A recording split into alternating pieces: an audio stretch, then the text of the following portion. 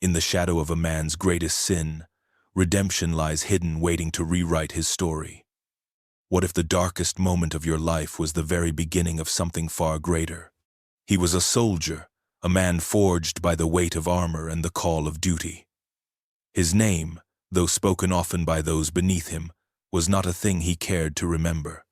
To those in his legion, he was simply a centurion, a figure of command, a symbol of Rome's unyielding might. His life had been a series of orders followed without question. A life that had taken him from the streets of Rome to the windswept deserts of Judea. He had served without hesitation, eyes set always on the next battle, the next victory, the next conquest. Before Jerusalem, he had never once questioned the righteousness of Rome's cause, nor the demands of its emperor. His sword had known only the sharpness of military discipline, and his hand had never wavered when it came to executing orders.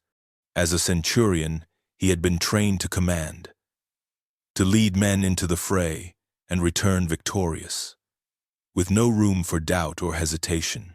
To him, the weight of his sword was not just a tool of war, but a symbol of authority, of control over life and death. But then came the day that changed everything. The crowds had gathered in Jerusalem, a city ripe with tension. The air was thick with anger, with whispers of a man named Jesus, a man who claimed to be the king of the Jews, a man who had been accused of blasphemy by the very priests and rulers who swore allegiance to Rome. The trial was swift, and the sentence was clear: death by crucifixion. The order had been given, and he, the centurion, had been tasked with overseeing the execution. He had seen many men die. He had heard the screams of those nailed to crosses, the gurgling gasps for air as life slowly drained away. It was not something that troubled him. After all, it was his duty. But there was something about Jesus, something in the way he walked, the way he held his head high despite the inevitable death awaiting him, something that made the soldier uneasy in a way he could not explain. He saw the crowds mock Jesus. He heard their chants. But still, he could not shake the feeling that this was different.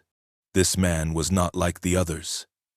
As Jesus was led to the hill of Golgotha, the centurion's thoughts were a whirlwind. He tried to dismiss the feeling growing inside him, the uncertainty that clawed at him. He was a soldier, trained to kill without emotion, to follow orders without thought. But something stirred within him that day, something he had never felt before. The crucifixion was underway, and he stood, watching, as the nails were driven into Jesus' hands and feet. The sky darkened, and a sense of foreboding settled over the land. The soldier could not bring himself to look away. The call came as it always did, a mission from Rome, an assignment that would take him away from the comforts of the barracks and into the heart of the city, Jerusalem. The very name carried with it a weight, a reminder of the ancient city's significance, its tensions, its rebellion. Passover was upon the city, and the air was thick with the kind of fervor that only the Jews could muster. The streets buzzed with anticipation, but it wasn't celebration that dominated the mood. There was unrest, a simmering tension beneath the surface, and the centurion could feel it with every step he took in the crowded, narrow streets. The Roman Empire ruled with an iron fist, but it was no easy rule. Jerusalem, perched at the crossroads of civilizations, was a city rife with political intrigue. The Jews, though technically subjects of Rome, bristled at their subjugation, and at the heart of it all was the temple, the holiest place in Judaism, where a rabble of priests and scribes clung to their power in a city filled with potential unrest. They were used to questioning authority, used to resisting. They knew, perhaps better than anyone else, that they were a people trapped between the ancient covenant and the harsh rule of an emperor they could not fight. His orders were clear. A man had been arrested, a man named Jesus, accused of stirring up trouble among the people, claiming to be their king. To the centurion, the name meant little. It was just another fanatic, another revolutionary, someone who had overstepped his bounds and had to be dealt with. Rome could not afford to tolerate insurrection, and his job, as always, was to maintain order. Jesus was to be executed, and he was to ensure it was done swiftly, efficiently, without incident. The Roman legions had been sent to keep the peace during the festival. Their presence was not welcomed by the Jewish people, but it was necessary. This time, however, the mission carried with it an added layer of complication. The priests, ever wary of losing their control, had brought Jesus to the governor, Pontius Pilate, accusing him of claiming to be the king of the Jews. Pilate, caught in a political trap of his own, had reluctantly agreed to the execution. It was an order, and the centurion knew the nature of orders. They must be obeyed, without hesitation, without question. As the centurion and his legion entered the city gates, they saw the crowds gathered, their voices rising in a cacophony of demands and anger. Passover was meant to be a time of religious reflection, yet the streets were filled with unrest, with whispers of a man who might change everything. But to the centurion, it was just another day in the life of a soldier. Another task, another mission, another crucifixion. The centurion stood at the edge of the crowd, watching the scene unfold with the practiced detachment of a man who had seen it all. The trial had begun, and the man they called Jesus was brought before Pilate. The governor's courtroom was filled with the cacophony of accusations, the sounds of the priests demanding justice, and the murmurs of the gathered onlookers. But amidst the noise, there was a stillness about Jesus that caught the centurion's attention.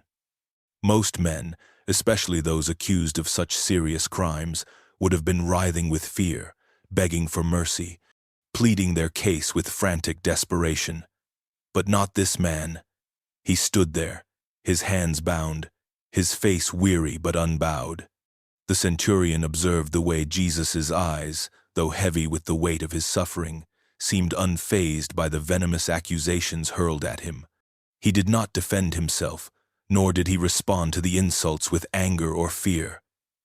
It was as though he knew this moment was inevitable, as though he had accepted it long before the priests had brought him before Pilate. Jesus was different from the other prisoners the centurion had seen. There was a quiet dignity about him, a peace that seemed to defy the chaos around him. Even Pilate, a man who had grown used to the calculated cruelty of political maneuvering, seemed unnerved by this silence. He questioned Jesus, but received only brief, composed responses. His words were calm, not defiant, yet they carried the weight of something far greater than any man could understand. The centurion noticed that even Pilate, a man used to dealing with power, appeared unsure of how to handle this prisoner. There was no ordinary man standing before them. There was something otherworldly about him. As the trial dragged on, the centurion's curiosity deepened. He had seen men beg, curse, or fall to their knees in desperation, but Jesus remained serene, unbroken by the pressure of the moment. His presence seemed to fill the room, not with the overwhelming force of power, but with an unwavering calm that was almost divine. The crowd outside was growing restless, their chants growing louder. The demand for blood grew ever more insistent. The centurion knew what was coming next. The death sentence would be passed, and the man would be led away to the cross. But as he stood there, watching Jesus stand tall in the face of certain death, he found himself questioning something that had never occurred to him before. What kind of man could remain so composed, so steady, in the face of the most brutal end? The trial ended, and the decision was made. But the centurion's mind remained on the prisoner, on the man who seemed to carry a peace within him that nothing, not even death itself, could take away. The orders arrived early in the morning, delivered with the usual efficiency of the Roman bureaucracy. The centurion read them over, his fingers brushing the parchment with practiced ease. But today the words on the page held an unfamiliar weight. Jesus of Nazareth, the man who had stood before Pilate with the calm of a prophet, was to be executed. The sentence had already been passed. His crucifixion was now in the hands of the soldiers, and it was the centurion's duty to ensure that it was carried out to the letter. He could feel the tension in the air as the order settled in his chest. He had executed countless men in his career, rebels, thieves, political enemies, but something about this one felt different. There had been no grand crimes, no violent uprisings or insurrection to warrant such an end. The man had preached in the streets, healed the sick, and, from all accounts, caused little more than an upheaval in the minds of the devout. Yet now, this same man, a carpenter from Galilee, was sentenced to die in the most brutal and public of ways. As he stood in the barracks, surrounded by his men, the centurion's mind wandered back to the trial. He had watched Jesus with a strange sense of fascination, not just as a soldier observing a criminal, but as a man witnessing something far beyond the usual spectacle. There was something pure, almost sacred, in the way Jesus had accepted his fate. It was as if he understood that this death was not just a punishment, but a necessity part of some greater purpose. The centurion thought of his own life, his own service to the empire. His duty was clear, unquestionable. He had been trained to follow orders without hesitation. But as he prepared for the coming execution, a strange unease gnawed at him.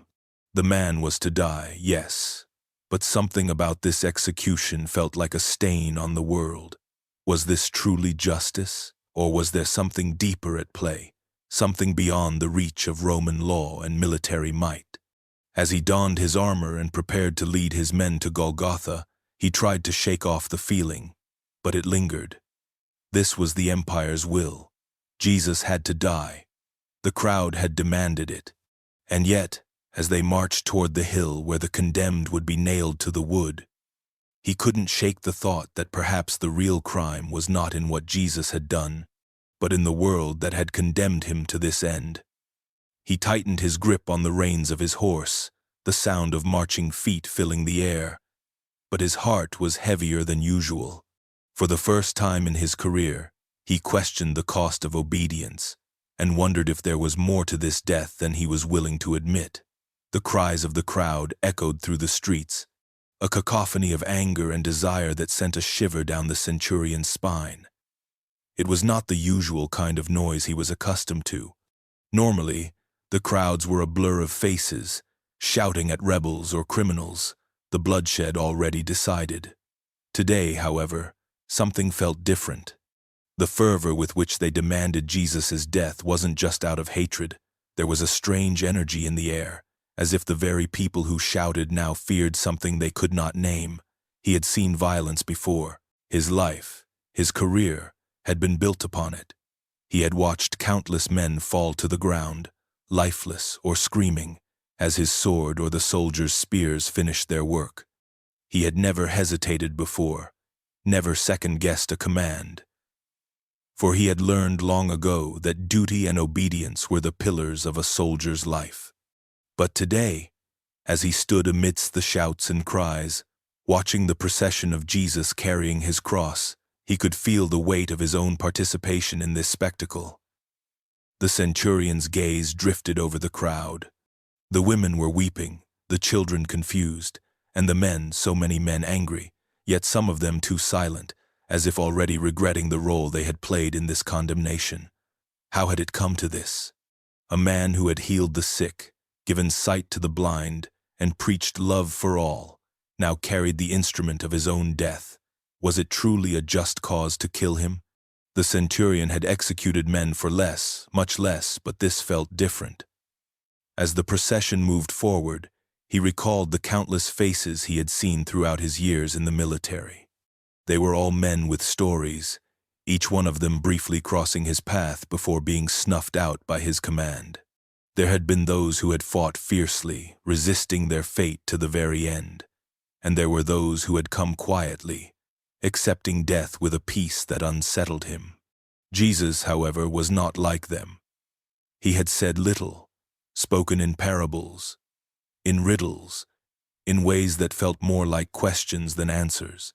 And yet, despite the shame of his punishment, despite the pain written on his face, there was something in his gaze that suggested he knew exactly where he was going. And there, in that moment, the centurion found himself standing at a crossroads. His path had always been clear: obedience, duty, service. Yet as he watched the man known as Jesus stumble under the weight of the cross, he began to question everything he had ever believed.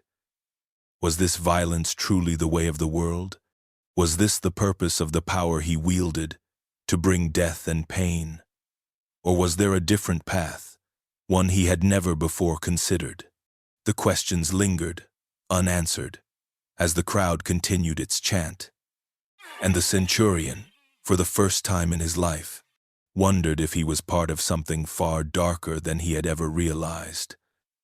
The air was thick with dust and heat as the procession made its way through the narrow streets of Jerusalem, the heavy cross scraping against the cobblestones, the weight of it pressing down on the man's shoulders. The centurion watched with a mix of curiosity and unease. Jesus stumbled, his steps slow and faltering, and with each misstep, the soldiers around him gripped tighter, forcing him to stay on his feet. There was no mercy in the gesture, just an unyielding push toward an inevitable end. The crowd grew thicker as they neared the outskirts of the city, and the jeers and shouts became louder. The air hummed with the anticipation of violence, and yet, there was something unsettling in the way the condemned man bore the weight of his cross. His eyes, bloodshot from the blows, remained calm, unfocused yet steady, as though he were already elsewhere. The soldier had seen men collapse, begging for mercy, crying out for the end to come. But Jesus, he didn't beg. He didn't cry out. His agony was quiet, almost peaceful, despite the blood dripping from his forehead, the bruises blooming across his skin. As the centurion walked beside the procession, the echoes of the crowd faded into the background. He found himself observing the condemned man with a growing sense of guilt, though he did not know why. He had executed countless prisoners without a second thought. What difference was there between Jesus and any of the others? They had all been criminals in their own right, deserving of death in the eyes of the empire.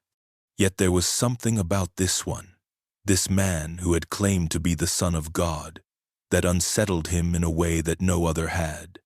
The sight of Jesus dragging that cross, his back torn open from the lashes, brought to mind the countless others he had marched to their deaths. And yet, this felt different.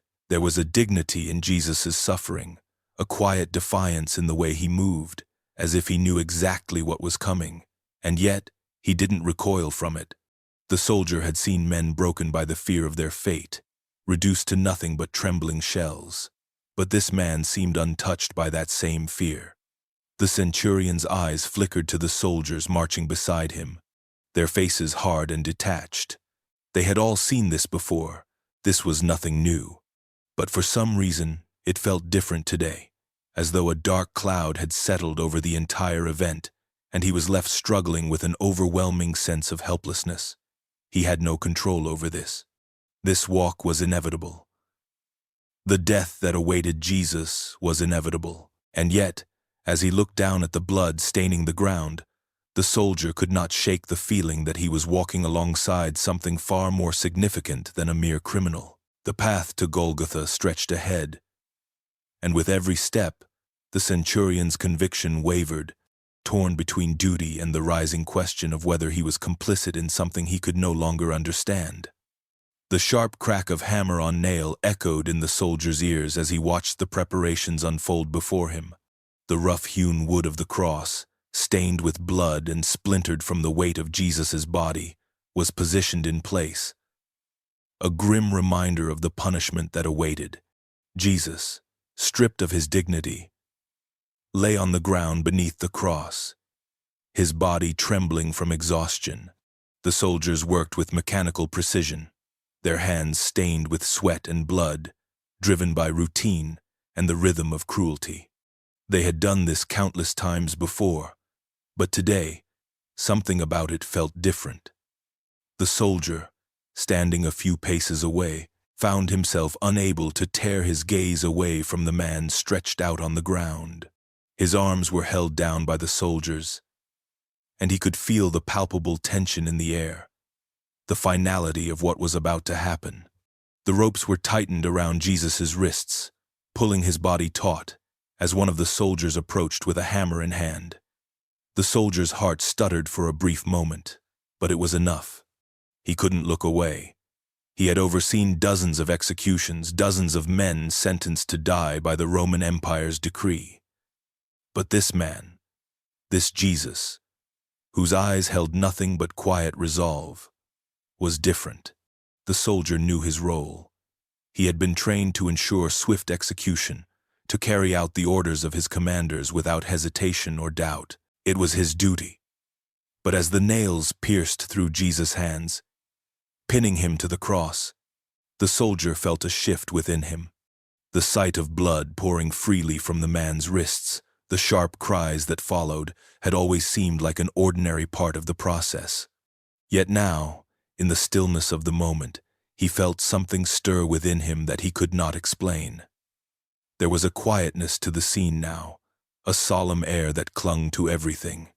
Even the jeering crowd, which had called for Jesus' death just hours before, seemed distant.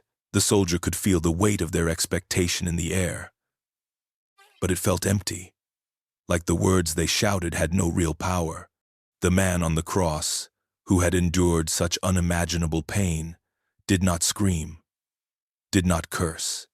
Instead, he closed his eyes, a tear slipping down his cheek, and muttered words the soldier could not hear. It was something that went beyond just the act of dying. It felt like a message the soldier wasn't meant to understand, but one he couldn't ignore. As the cross was lifted from the ground, the soldier's breath caught in his throat. The man who had done nothing but heal and teach, the man who had shown no fear in the face of death, hung now before him, bloodied and broken, but still not broken in spirit. The soldier's hands, which had so often carried out orders without hesitation, now felt heavy with doubt. This punishment, the nails, the blood, the cries, was it justice? Or was it something far darker, something far more tragic than any of them could comprehend?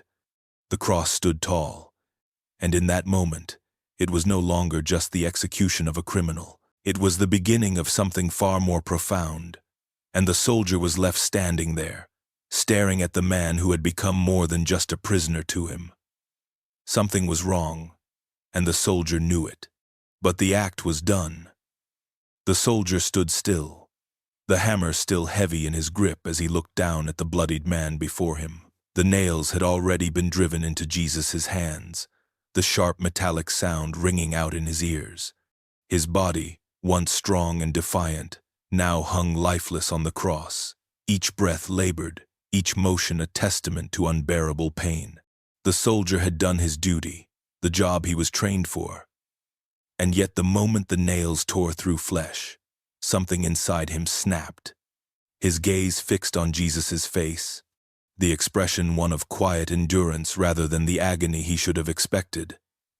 There was no cursing, no screaming, just an unsettling calm that unsettled him to his core. The soldier had seen men die before, hundreds of them.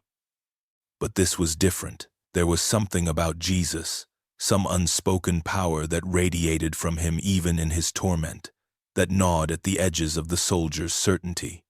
It was as if the very air had thickened with an unfamiliar weight, a presence too large to comprehend.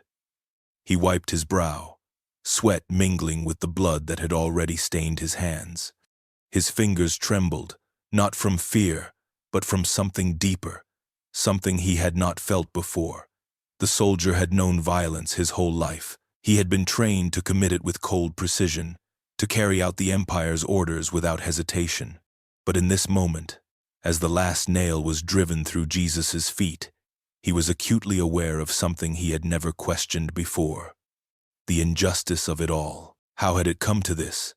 How had he come to be the instrument of such violence? Jesus' eyes met his for the briefest of moments, and something stirred within the soldier, a pang of guilt, a churning of his soul that he could not shake.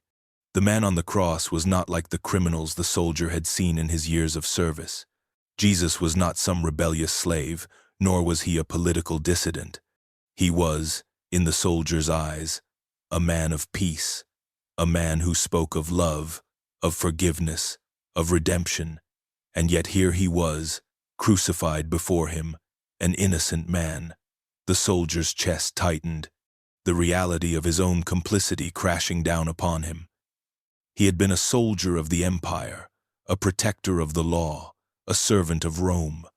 But now, standing there, his conscience screamed at him that what he had done had not been an act of justice, but a grievous wrong.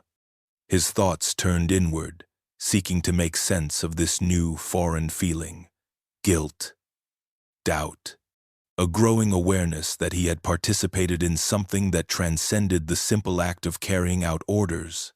As the crowd jeered and shouted, oblivious to the storm of turmoil inside him, the soldier was left with an undeniable question. What had he become? What place did he have in this world? A world where such injustice could exist, and where he, too, was complicit. The sound of Jesus' labored breath was the only thing that filled his ears now. The quiet rhythm of a man enduring the unimaginable. The soldier had never felt so small, so powerless. As he did in that moment, the world seemed to hold its breath as the final moments of Jesus' life played out before the centurion. The agonizing cries had quieted, and the man on the cross, once a figure of defiance and strength, now hung motionless. The sky above Jerusalem had shifted in an instant. Clouds rolled in from nowhere, a shadow overtaking the sun as if the very heavens themselves were reacting to the death of this man. The soldier watched in stunned silence as the atmosphere thickened, turning from midday brightness to an unnatural, suffocating darkness. It was more than the eclipse he had heard murmured about, more than a mere celestial event. This was different. There was a weight to it, a feeling of something vast, something ancient and incomprehensible, drawing close to the earth. The soldiers around him fumbled uneasily with their weapons, their faces pale in the strange twilight. Some murmured to one another, but there was no certainty, only the unsettling sensation that they were caught in a moment beyond their understanding. The earth trembled beneath his boots, a low rumble that started far beneath the surface and shook the ground, rattling his bones. It wasn't a violent quake, but it was a warning, a subtle tremor that seemed to reverberate through the very heart of creation. The soldier's hand went instinctively to his sword, but he didn't know why. There was no threat to defend against, no enemy to face. It was as if the world itself was in mourning, and he, the soldier, stood as its witness. Jesus' final breath came as a whisper, a soft surrender to the inevitable. The sound cut through the eerie silence that had settled, and it was then, in that moment of stillness, that something inside the centurion shifted. He had watched men die before men who cursed, men who begged, men who fought till their last breath. But Jesus had died without a fight, without a word of vengeance, without the kind of anger the soldier had expected. His death seemed almost deliberate, a quiet acceptance of fate, as though it were not an end but the fulfillment of some greater purpose. The darkness was no longer merely a change in the sky. It felt like a curtain drawn over the world, a sign, a seal of finality that spread across the land. The centurion's heart pounded in his chest, and his thoughts raced as he tried to make sense of the overwhelming feeling that something extraordinary had just unfolded. This was not the execution of a criminal. This was not just the end of a man's life.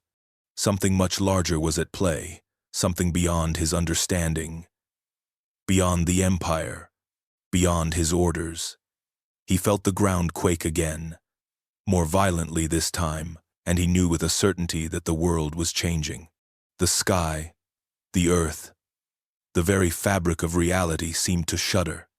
And he, the man who had been tasked with carrying out this execution, could only stand in awe and fear of what he had just witnessed.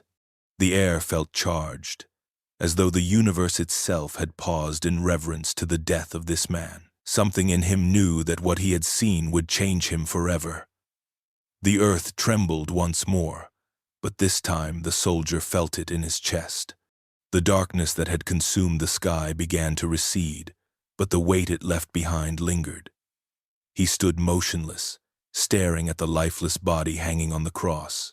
The crowd had begun to scatter, some retreating in fear, others whispering in awe. But the soldier couldn't look away. He felt as if time had slowed, the world around him fading, leaving only the stark reality of the crucifixion before him. It was in that moment, in the quiet after the chaos, that something profound stirred within him. His heart, once hardened by years of military service, suddenly opened in a way he could not explain. He had seen countless executions, men hanging, gasping for breath, writhing in agony, but none had felt like this. None had affected him like this. Jesus' death had not been like any other. There was something transcendent about it. His final words, so full of forgiveness, echoed in the soldier's mind. "Father, forgive them, for they do not know what they are doing." Those words, spoken in the face of unimaginable pain, reached beyond the man on the cross. They seemed to cut through the darkness that had enveloped the land, like a beacon of light piercing through the void.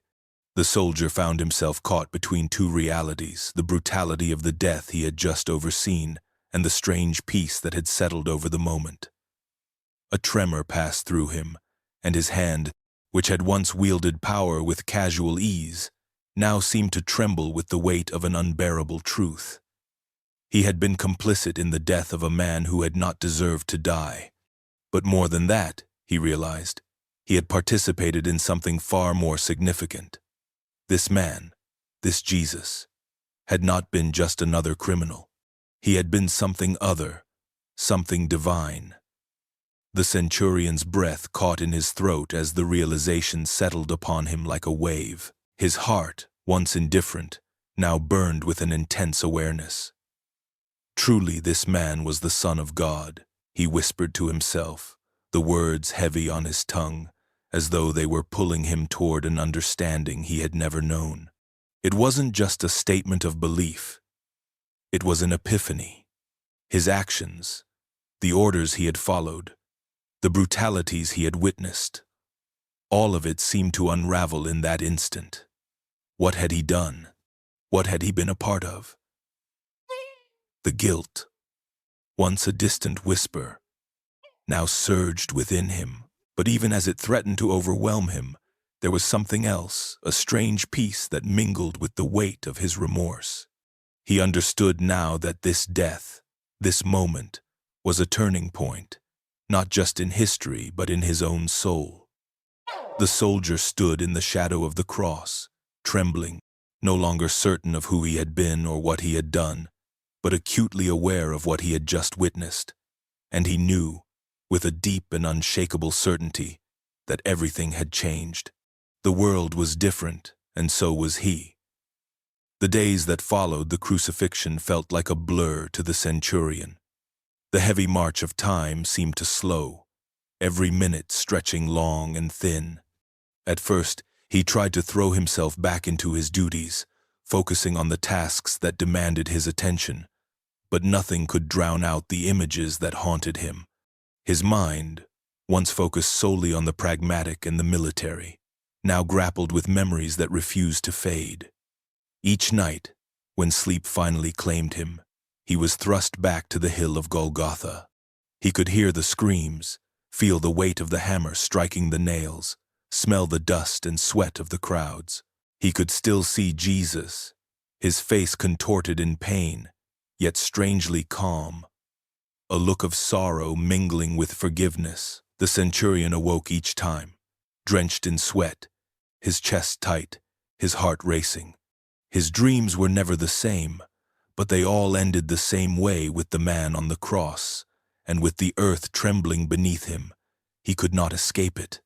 No matter where he went or what he did during the day, the image of Jesus haunted his every waking moment. It wasn't just the brutality of the death that gnawed at him, though that alone could have driven a man mad. It was the stillness of Jesus in the face of such cruelty, the silence that seemed to echo louder than any scream. The words that had slipped from his lips, those final words of forgiveness, resounded in his ears. The centurion had seen men beg for mercy before, but none had faced death like this, with such grace, with such purpose. He could not forget the look in Jesus' eyes when he had looked at him, a look that pierced through the soldier's armor, through the years of bloodshed and duty, and saw him for what he was. He could still feel the weight of that gaze, still feel the words that Jesus had never spoken but had left unspoken between them.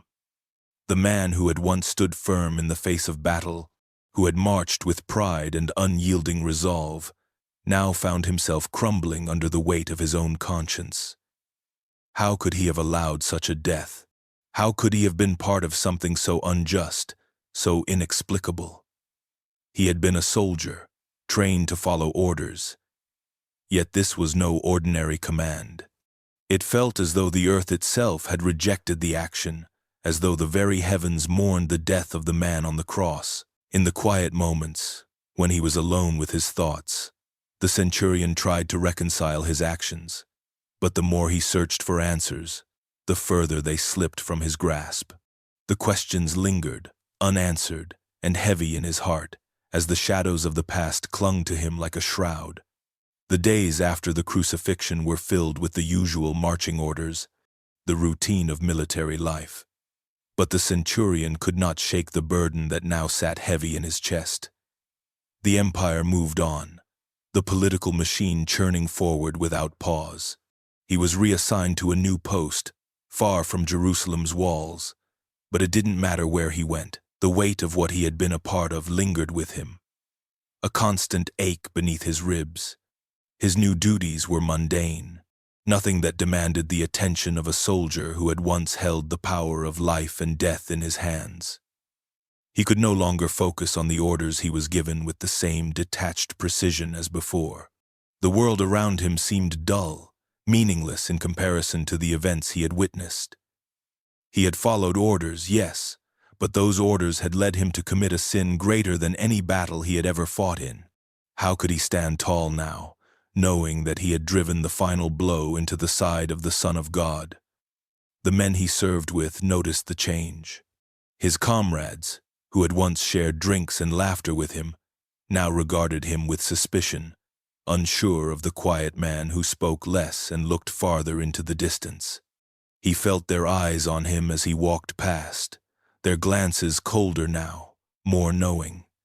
They had seen him before, commanding, resolute, but now he was different, haunted, uncertain, as though his soul had been torn from him and left in a place he couldn't follow. The political fallout from the crucifixion had been swift. The priests of Jerusalem were quick to solidify their grip on the city, using the death of the Nazarene as a rallying cry for their power. The centurion had seen the veiled satisfaction in their eyes, the whispered words about the man they had condemned. Yet, he also saw fear of the strange events that followed. The earth had shaken, the sky had darkened, whispers of a veil being torn in the temple. The centurion wondered if the political leaders could truly dismiss these signs as easily as they had dismissed the man on the cross. Was the world so easily fooled by power, so quick to forget the blood that had been spilled in the name of justice? He had seen enough in his years of service to understand that those in power would always find a way to justify their actions, no matter the cost. But in the quiet moments, away from the noise of the empire's machinations, the centurion was left alone with the question he could not escape. What had he done? The answer eluded him, slipping like sand through his fingers. And though he moved from one post to the next, the question followed him, unrelenting, like the shadow of the man on the cross. It was a morning like any other, the sun rising over the horizon, casting long shadows across the camp. The centurion had long learned to ignore the mundane beauty of the world around him. His life had been measured in commands and executions, in the duty of maintaining order. Yet, this day was different. There was a stirring in the air, a sense of unease that he couldn't place. It wasn't the usual tension that came with being stationed on the frontier or the constant hum of soldiers preparing for the next assignment. No, it was something else. Something unnatural. He was walking toward the supply tent when he heard a commotion, voices raised in disbelief. At first, he thought it was a scuffle, the kind of disorder that needed a firm hand. But as he approached, he saw a group of men gathered around a figure lying on the ground, their voices tinged with awe. The man on the ground was gaunt, his face pale as though he had seen no sunlight in weeks. But it was his hands that caught the centurion's attention. They were twisted and deformed, gnarled as if they had been ravaged by some cruel disease, but there was no mistaking the way the men spoke. They whispered of healing. The centurion's instincts kicked in, his mind assessing the situation, considering the need to restore order. Yet, as he pushed through the crowd, his eyes met the eyes of the man lying before him, and for a moment he hesitated. There was something in the man's gaze that stopped him, a strange clarity, an awareness that felt different from anything the centurion had ever seen. The man, in his broken state, began to sit up, and his hands no longer twisted, but whole. The change was slow at first, like a pulse of warmth running through the body, and then it was as if the very air around him hummed with energy. The man rose to his feet with effort, his eyes never leaving the centurion's. He smiled, a fragile, knowing smile. Before the centurion could speak, one of the soldiers turned to him, his face pale. "Did you see that? He was healed just like that." The soldier was still shaking, as though he had witnessed something that shattered the laws of nature itself. The centurion, still frozen in place, couldn't speak. He had seen battles, bloodshed, the brutal realities of human life. But this was different. He had heard of such things in passing, whispers of healings and wonders, stories of a man who had walked with the poor and the broken. But he had always dismissed them as rumors. He couldn't dismiss this. As the man walked away, his hands now fully restored, the centurion stood still, his mind in turmoil. What had he just witnessed? His whole life, the world he knew, had always been so logical, so ordered. And yet, there were things beyond his understanding. His mind raced, questioning everything he had ever believed. Could it be that he had been wrong all this time? Was there more to this world, to humanity, than the iron laws of Rome? For the first time in years, the centurion doubted the certainty of his path. And for the first time, he wondered if he was meant for something more than just obeying orders. The centurion had not expected to encounter her that day. He had heard whispers of Mary Magdalene, her name carried a weight, though he had never paid much attention to the rumors. She was a figure of fascination, of mystery, the woman who had followed the man they had executed. But when he saw her, standing alone by the edge of the city, her eyes distant and clouded, it was as if the very air around her held an unspoken gravity. She didn't seem to notice him approach at first, her gaze fixed on the ground.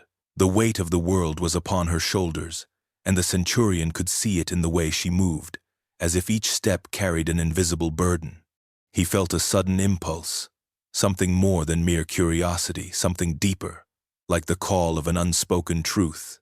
He paused beside her, unsure of what to say. His own heart tangled in the same knot of questions he had been battling since the crucifixion. She glanced up, her expression soft but filled with sorrow, as though she could see the conflict written on his face.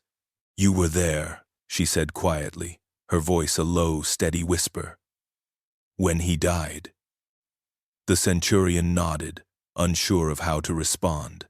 His mind was still overwhelmed by the memory of the sky darkening, the earth trembling, and the cries of a man he had condemned. "You don't know what it means," she continued, her eyes locking with his. "Not yet." He swallowed hard. "I saw the pain." "No," she said, shaking her head slightly. "You saw the sacrifice. The death is the least of it." Her words unsettled him, stirred something inside. He had watched Jesus die, had been the one to carry out the execution. But she spoke with such certainty, as if there were something beyond the blood and the suffering that he had failed to see. "The world will change," Mary said, as if reading his thoughts. "It's already beginning." His death wasn't the end. It was the beginning of something. Something new. His love, his forgiveness, this is what matters. The centurion felt a wave of confusion wash over him. The words sounded impossible, out of reach. A world that had been built on power, on rule, on blood. How could something as fragile as love replace that? "You think that love can change this world?" His voice cracked, a mixture of disbelief and the deep, gnawing ache in his chest. Mary looked at him with a tenderness that seemed to pierce through the hardness of his own heart. "I think love is the only thing that ever will." He could not answer. He had fought for Rome, served its purpose, never questioning the righteousness of his duty. Yet here, standing before this woman who had witnessed a death that had broken his soul, he felt an unfamiliar stirring, an unsettling awareness that maybe, just maybe, she was right. Her words lingered in the air, heavy with the kind of truth he had never known.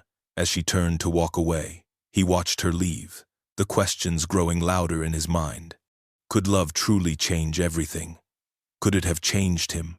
Had he been willing to see it? The rumors had been spreading quietly at first. Whispers carried from one corner of the empire to the next. The teachings of the man they had crucified were taking root in places the centurion never expected. It wasn't just the common folk, no. It was the soldiers, the merchants, the scholars. They were all speaking of him. The stories, the miracles, the love that his followers claimed to have seen in him, even in his death. At first, the centurion had dismissed it as the passing fancy of a few disillusioned souls, perhaps a handful of zealots clinging to the memory of a man who had been too radical for his own time. But as the days turned into weeks, he began to hear more faint rumors of gatherings, of new sects that bore his name, of men and women speaking not of Rome, but of the kingdom that he had promised. The whispers were everywhere, even in the taverns where soldiers spoke of their off-duty moments. One evening, sitting at the edge of a fire, he overheard a conversation that made his heart race.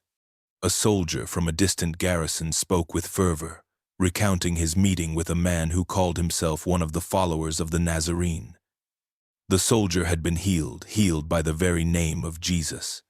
The centurion listened, his mind spinning with disbelief. He had heard of such things, tales told to children in the quiet of the night, but to hear it from a fellow soldier, a man of battle, shook him to the core. He spent the following days seeking out information, lingering at marketplaces and quiet corners of the city, listening to the murmurs that filled the air. Everywhere he went, people spoke with quiet reverence about a movement that was gaining strength, growing by the day. It was no longer just a band of fishermen or outcasts. They were men and women from all walks of life, speaking of forgiveness, of grace, of a kingdom not built on power, but on love. One evening, unable to resist his growing curiosity, the centurion sought out one of the gatherings. He stood at the edge of the crowd, unnoticed among them. The air was thick with emotion as a man spoke of peace, of a new way to live. The centurion watched intently, his heart torn. He was a soldier, a man of discipline, of duty, of order. But here, in this quiet circle, something else stirred within him. It was the same feeling he had experienced when he stood by the cross, something deeper than the violence he had been trained to embrace. The words were not just words, they were a call to something beyond. He wasn't sure what it was, but he could feel it, and for the first time, he questioned everything he had ever known. Had he been part of a world that was now dying, replaced by something new, something better? He left that night with more questions than answers, the image of the gathering and the words he had heard swirling in his mind.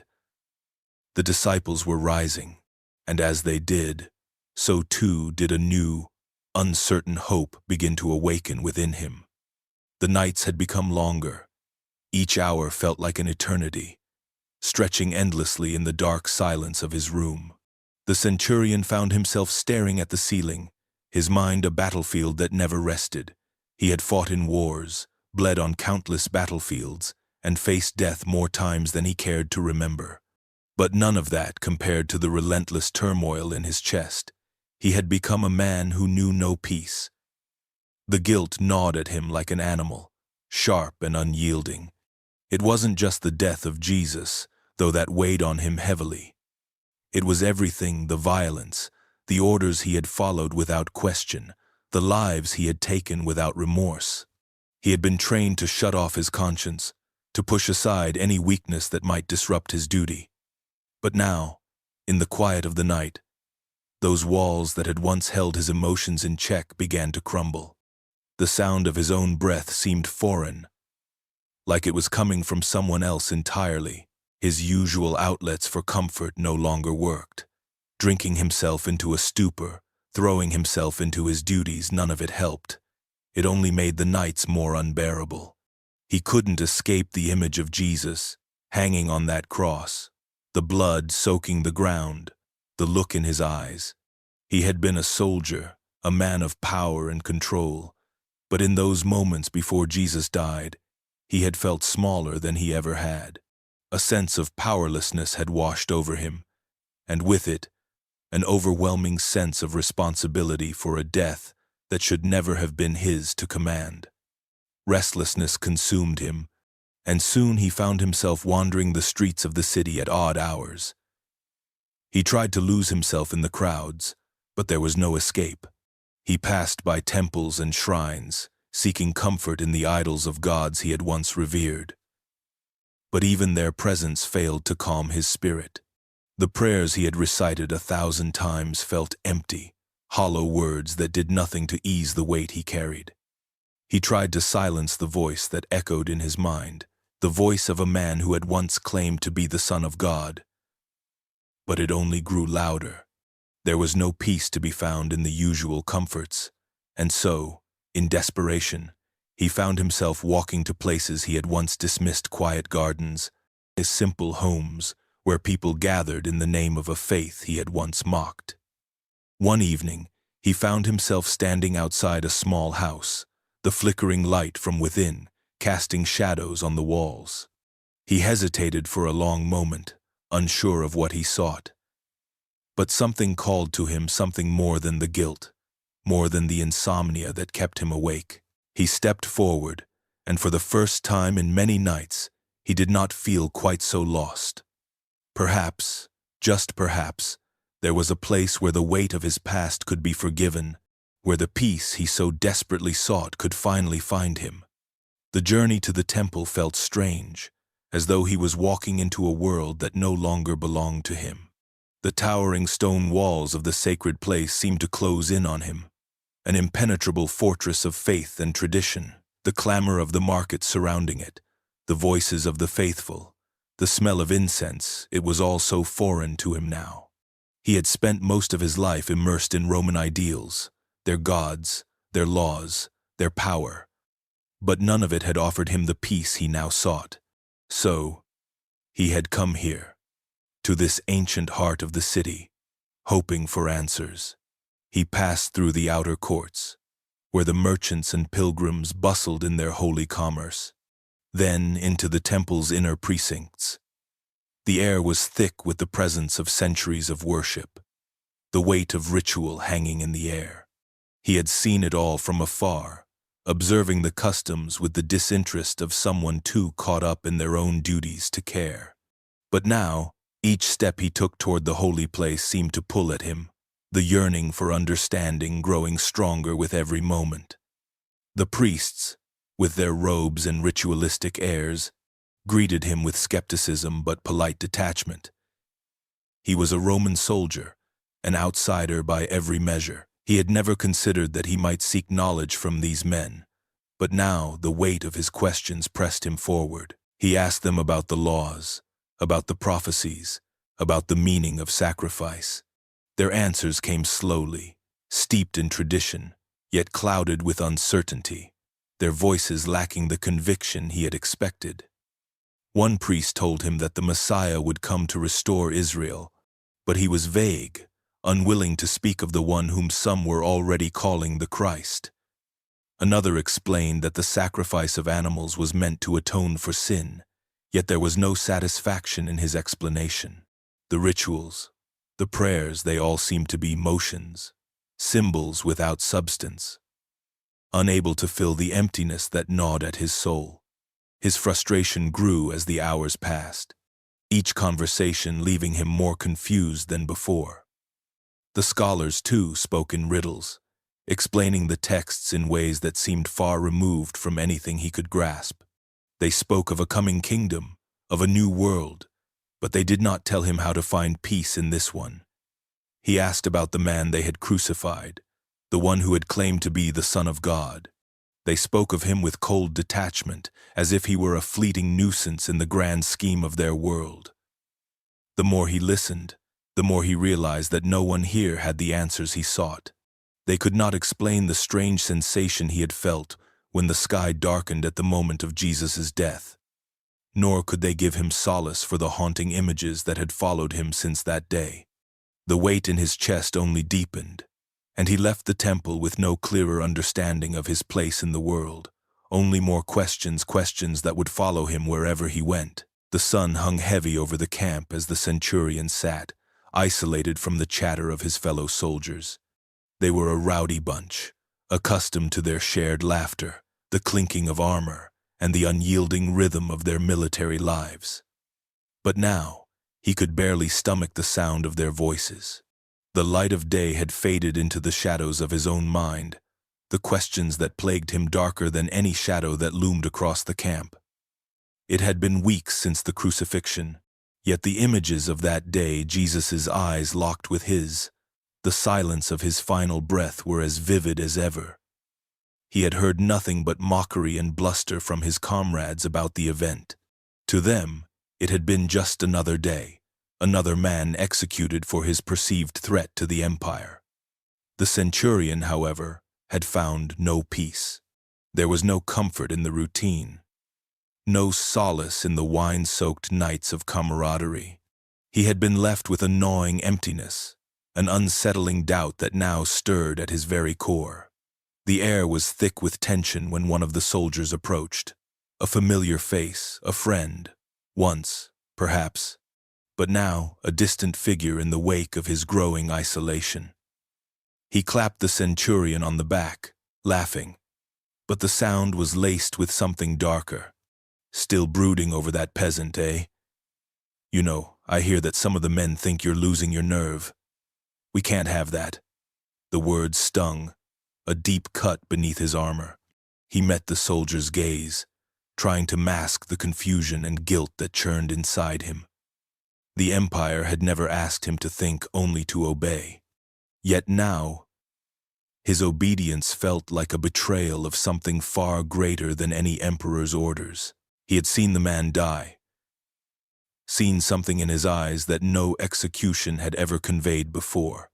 And now, the mocking laughter of his comrades felt like an insult, an affront to the silent confession that had been born within him. "Leave it be," the centurion muttered, his voice hoarse with a weariness he could no longer hide. "We do our duty." But the soldier's laughter only grew louder, mocking, echoing in the evening air. "Duty?" he scoffed. "You've got to be kidding. You, a man of honor, feeling guilty about an execution. That's what happens when you let weak thoughts get to your head. Don't let them twist you like this, friend. It's dangerous." The words bit deeper than any sword could. The centurion stood there, his fists clenched tight by his sides. They didn't understand. How could they? To them, it was just another day, just another death.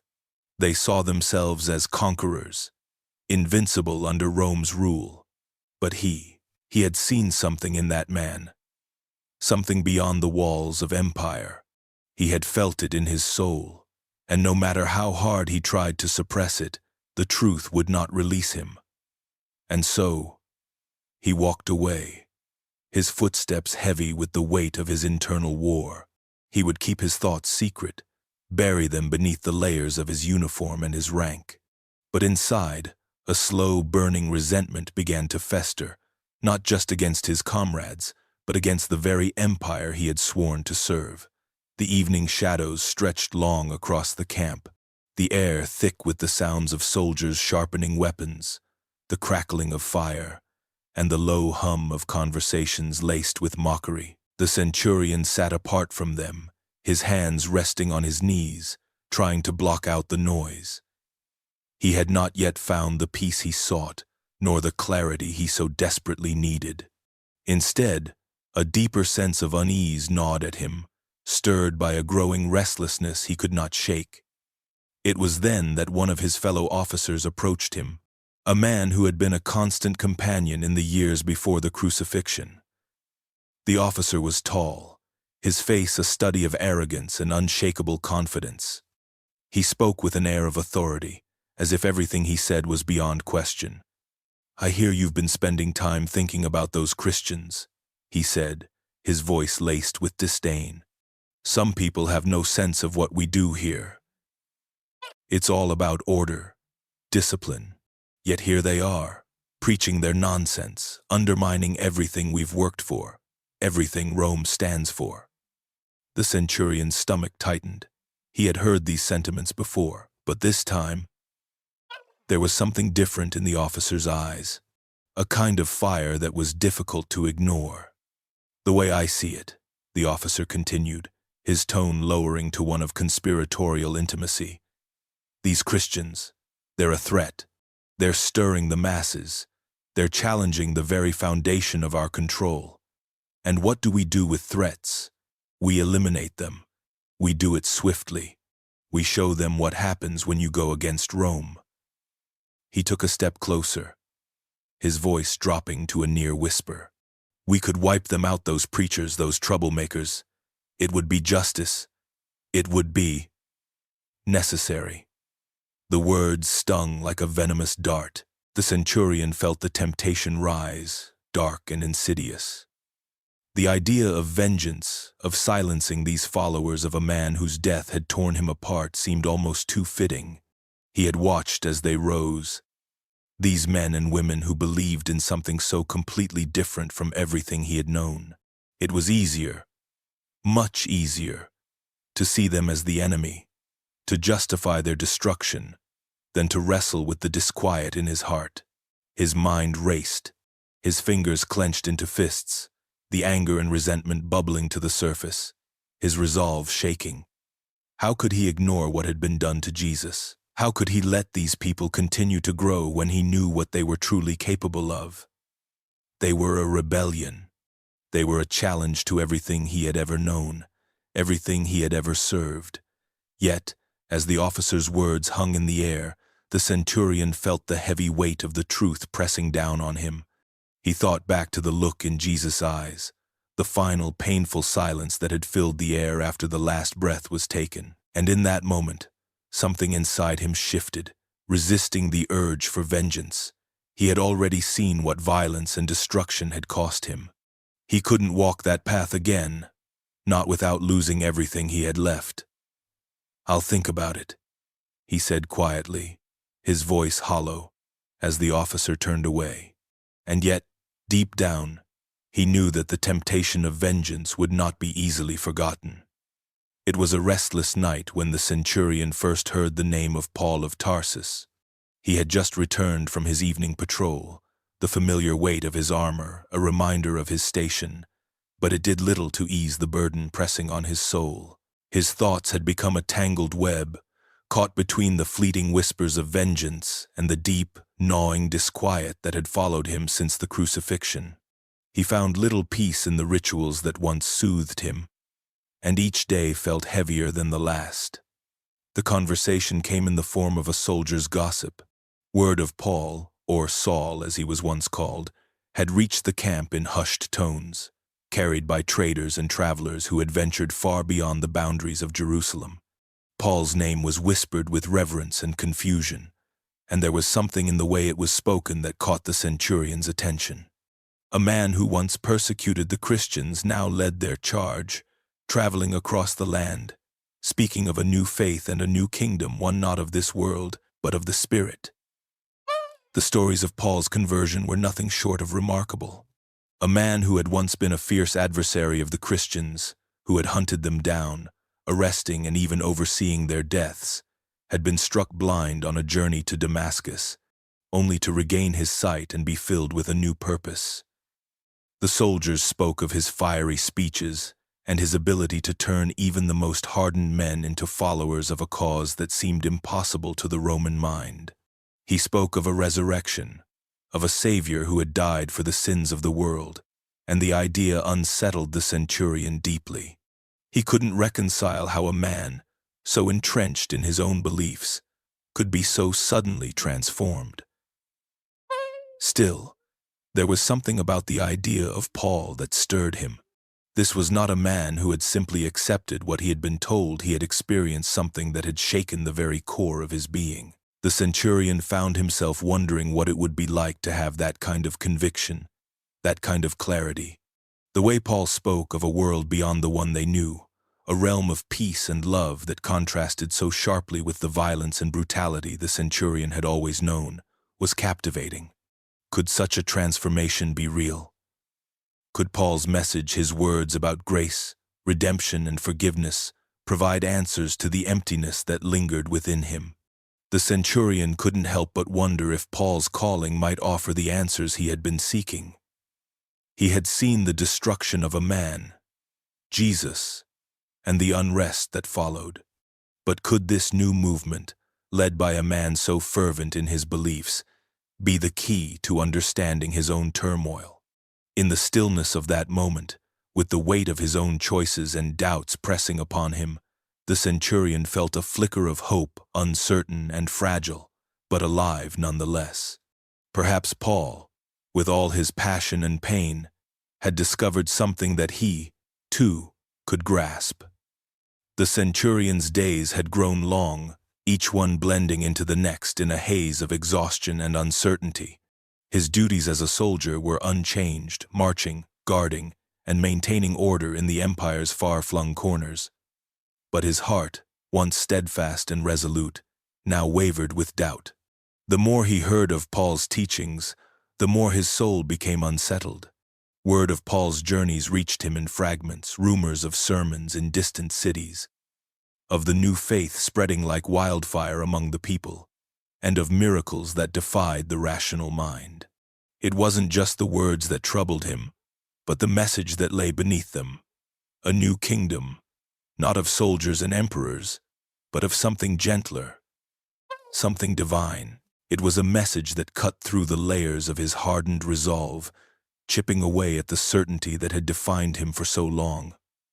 Paul, once Saul of Tarsus, had been a man of fire and fury, a zealot with the full weight of Roman law behind him. Yet now he spoke of peace, of forgiveness, of a way that seemed to make everything the centurion had known, everything he had fought for, seem futile, misguided, even wrong.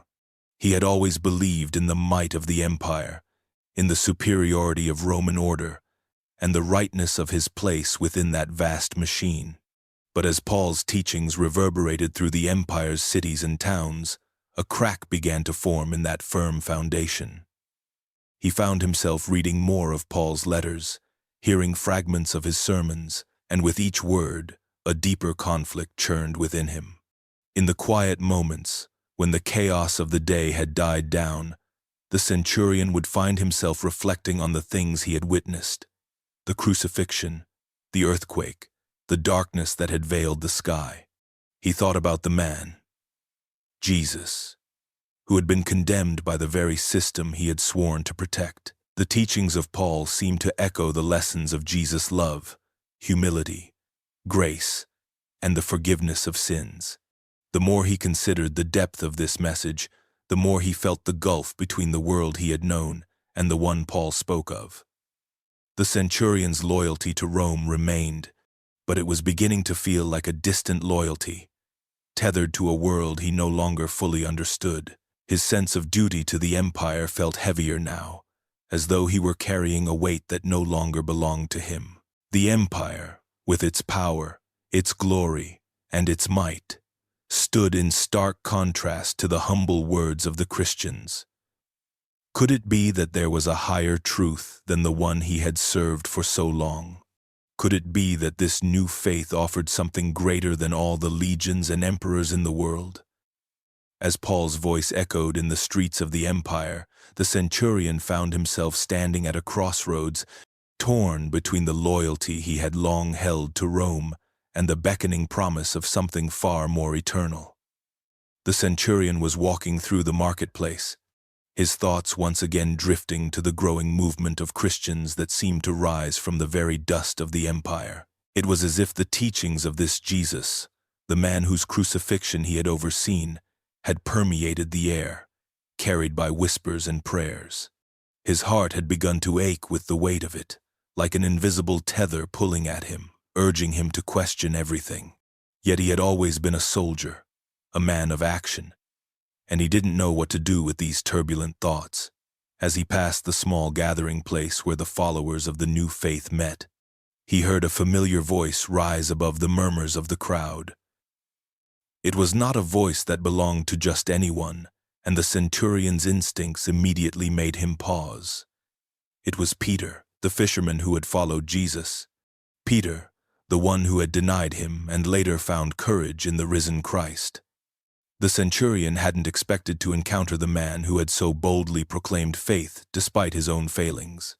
Peter, now an emissary of Christ's teachings, was speaking with the same passion he had in the days when Jesus walked the earth. His words were not those of a man who had simply followed someone's teachings. They were the words of someone who had been changed, a transformation so deep it could not be ignored. The crowd was rapt with attention. Yet Peter's eyes found the centurion in the distance, his gaze locking with his as if some unseen force had bridged the gap between them. The centurion's heart quickened, and for a moment, the air seemed to still around him. He felt the weight of those eyes, and something stirred within him, a reminder of the face of Jesus, his unwavering calm, and his final words on the cross. Peter walked toward him, his pace unhurried, but with a purpose that felt inevitable. The centurion instinctively took a step back, though he did not wish to flee. He knew this moment was coming, even if he didn't know how or why. "You stood at the foot of the cross," Peter said, his voice steady but filled with a tenderness that seemed to soften the edges of the world around them. "You saw him die, but you also saw what came after, didn't you?" The earth shook, the sky darkened, the veil was torn. He did not die in vain. The centurion felt a chill run through him. His hand instinctively moved to the hilt of his sword, but his mind was elsewhere. Peter continued, "You know what I'm saying. You've seen the power of that moment, the truth in it. It is never too late to seek redemption, no matter the wrongs you've done." Peter's words were like a balm to a wound the centurion hadn't even known was there. A wound that had festered quietly ever since that day at Golgotha. The soldier found himself wanting to speak, but no words came. Instead, he simply nodded, a silent surrender to something much larger than the empire he had served. Peter gave a slight smile, almost as if he had seen this moment coming long ago. Without another word, he turned and walked back into the crowd, leaving the centurion standing alone, staring after him, grappling with the enormity of the path that now lay before him. The centurion sat alone in his quarters that evening, the weight of the conversation with Peter still hanging heavily on his shoulders. The words Peter had spoken echoed in his mind like the sound of a distant bell, its resonance unyielding. He had been ready to dismiss them at first, his soldier's pride pushing them away, but they had settled deep within him, impossible to ignore. The darkness he had carried for so long felt momentarily lighter, as if a door had been cracked open, and he could see, for the first time, the possibility of something beyond the life he had known. He rose from his cot, pacing the small room. The flickering candlelight cast long shadows on the walls, and his thoughts spiraled inward. He thought of the men he had commanded, the lives he had taken in the name of order and duty, and the people he had crushed beneath the weight of Roman law. Every death, every brutal order he had carried out, it all came rushing back now, each one a reminder of the man he had become. But Peter's words had cut through it all. He had stood at the foot of the cross, watched the sky turn black, heard the ground tremble. He had witnessed the death of a man who spoke of forgiveness, who turned the very concept of justice upside down. And in that moment, the centurion realized that perhaps there was more to justice than he had ever understood. The silence in the room felt deafening now, as if the universe itself were waiting for him to make a decision. He had no illusions about what it would take to change. The empire had shaped him, molded him into someone who could commit atrocities without hesitation. But Peter had spoken of redemption, of the possibility of forgiveness, and for the first time, the centurion wondered if such a thing was possible for someone like him. He walked to the window and looked out over the city. The streets were still, the night peaceful, but within him, there was turmoil. How could he atone for his sins? How could he make up for the lives he had ended, the suffering he had caused? He had no answers, no clear path forward. But one thing was certain: he could not continue living as he had. "I will change," he whispered to the darkness outside. "I will seek a way to make amends, even if I don't know how." The words hung in the air, a promise made to himself, to the man who had died on the cross, and to the God he was only beginning to understand. It was not a vow he could keep easily, but it was one he felt deep in his bones, a commitment to find redemption. Even if the road was unclear, the weight of the past would never fully leave him, but he would no longer be its slave. He had seen the truth, and now he had to live it. The centurion's journey began in silence, a quiet resolve in his heart that pushed him forward through towns and villages he had never known, places where the name of Christ was whispered with reverence and fear. He walked for days, passing through the once familiar landscapes of the empire, but now they seemed distant, as if the earth itself had changed beneath his feet. He had been many things: commander, soldier, enforcer of Roman law, but never had he been this man searching for something beyond the blood-stained banner of the empire. He arrived at the first town in the early morning, the rising sun casting long shadows over the narrow streets. People greeted him with suspicion, their eyes lingering on the uniform he wore. But it was a different kind of suspicion than he was used to. The usual fear and respect were missing, replaced by something softer: curiosity, perhaps, or pity. He didn't know how to feel about it. His first encounter was with an old woman, sitting outside her modest home, tending to a garden of herbs. Her hands were calloused, her face lined with the years, but there was a quiet joy in her eyes that struck him immediately. She didn't ask his name or his purpose. Instead, she spoke of Jesus as if he were still among them, not a man who had died, but a living presence that filled her heart. "There's a peace in him, a peace that passes understanding," she said, her voice trembling slightly with the weight of the words. "We follow him because he showed us how to love, even when the world demands we hate." The centurion said little in return, only nodding as the weight of her words sank into him. It was a peace he had never known, never thought possible. What did it mean to love like that? How could a man like him, soaked in violence, ever find such a peace? As he traveled further, he encountered others: fishermen by the sea, merchants in bustling marketplaces, families gathered in humble homes. They spoke of Christ's resurrection, of the hope they had found in his teachings, and of the way he had touched their lives. Each story seemed to carry the same thread: love, redemption, forgiveness, and the centurion found himself struggling to hold on to the world he had once known. It seemed so far from the truth he was now witnessing, the truth that lay just beyond his grasp. In the towns, he listened but did not yet believe. His heart was torn between the life he had lived and the life that called to him from beyond the cross. How could he change? How could he shed the skin of a soldier, of a man who had killed in the name of Rome, and become something else entirely?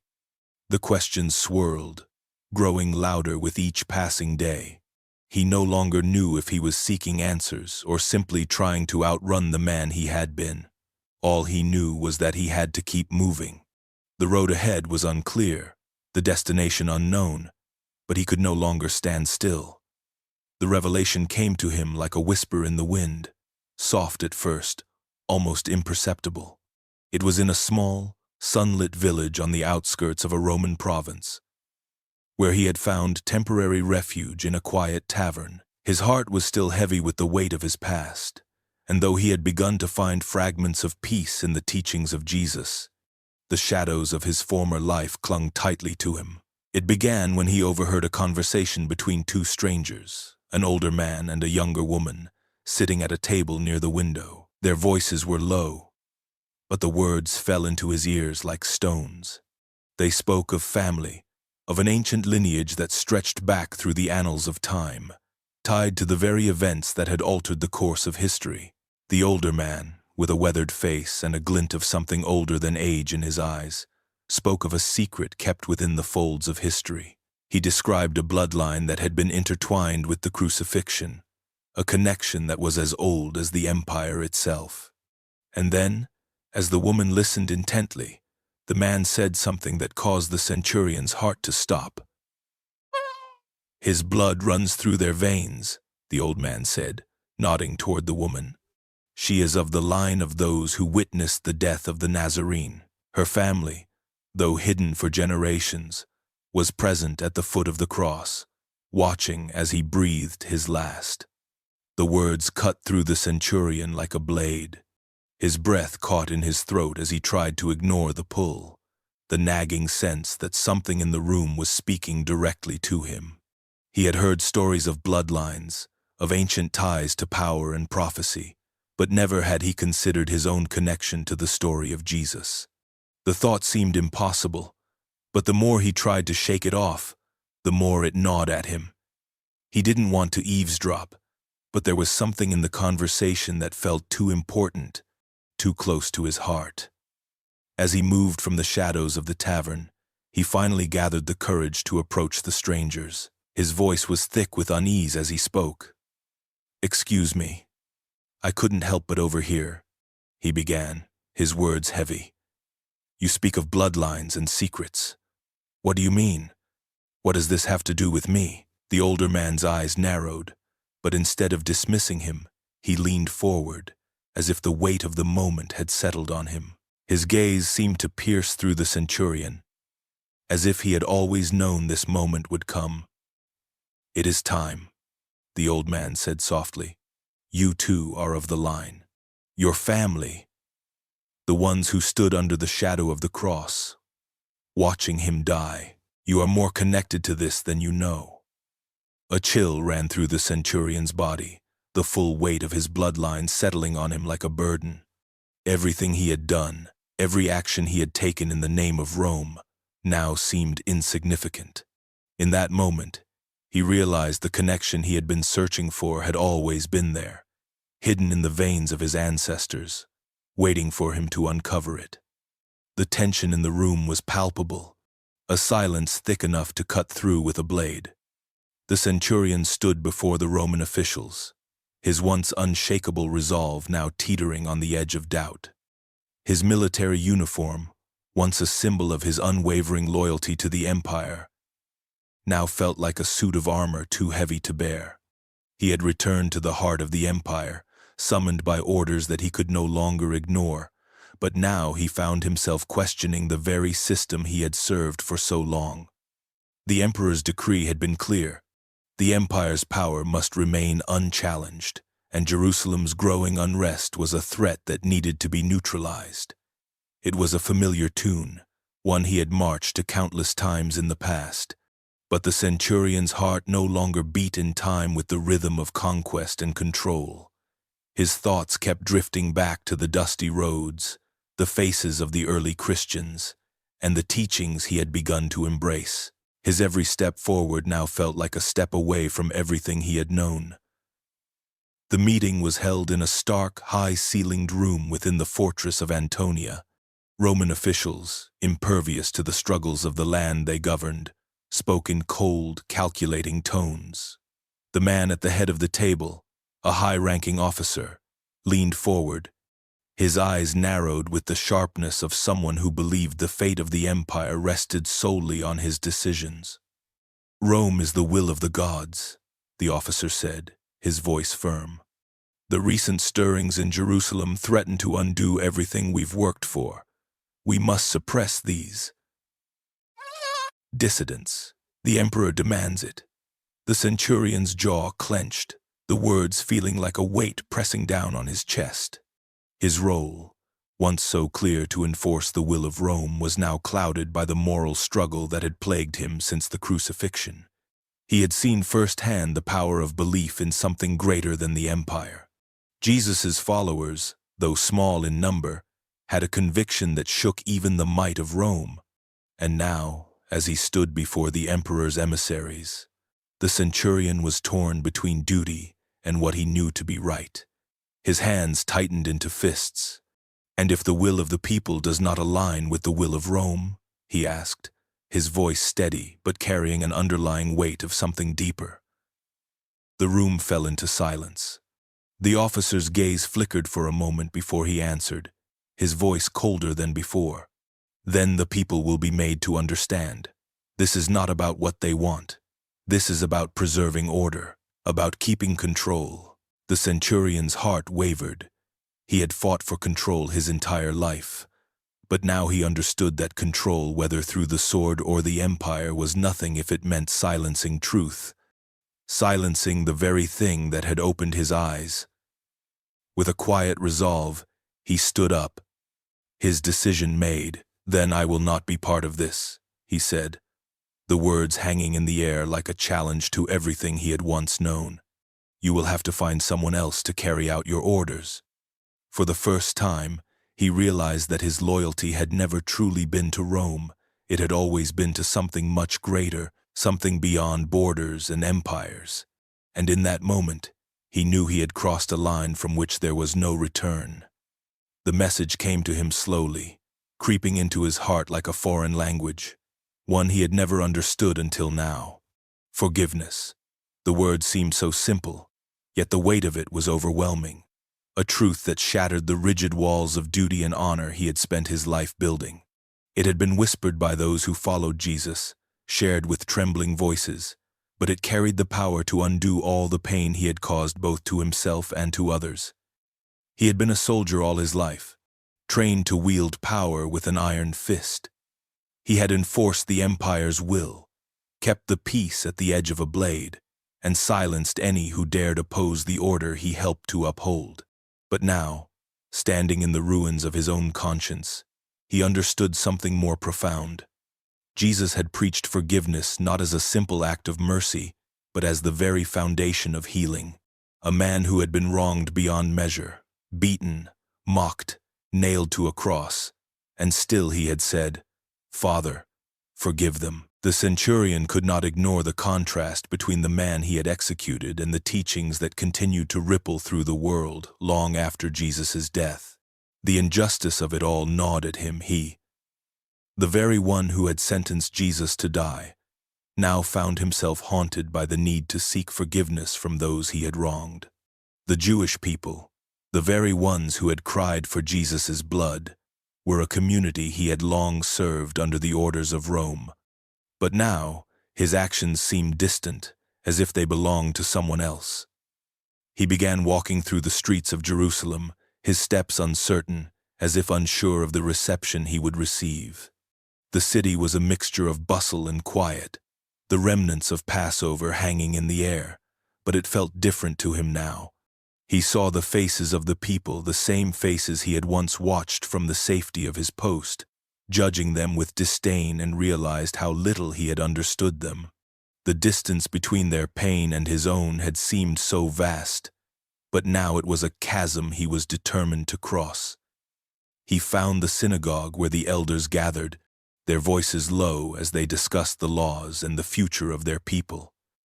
As he entered, the room fell silent, and the eyes of those present turned to him. He stood there for a moment, his mind racing, unsure of what to say or how to begin.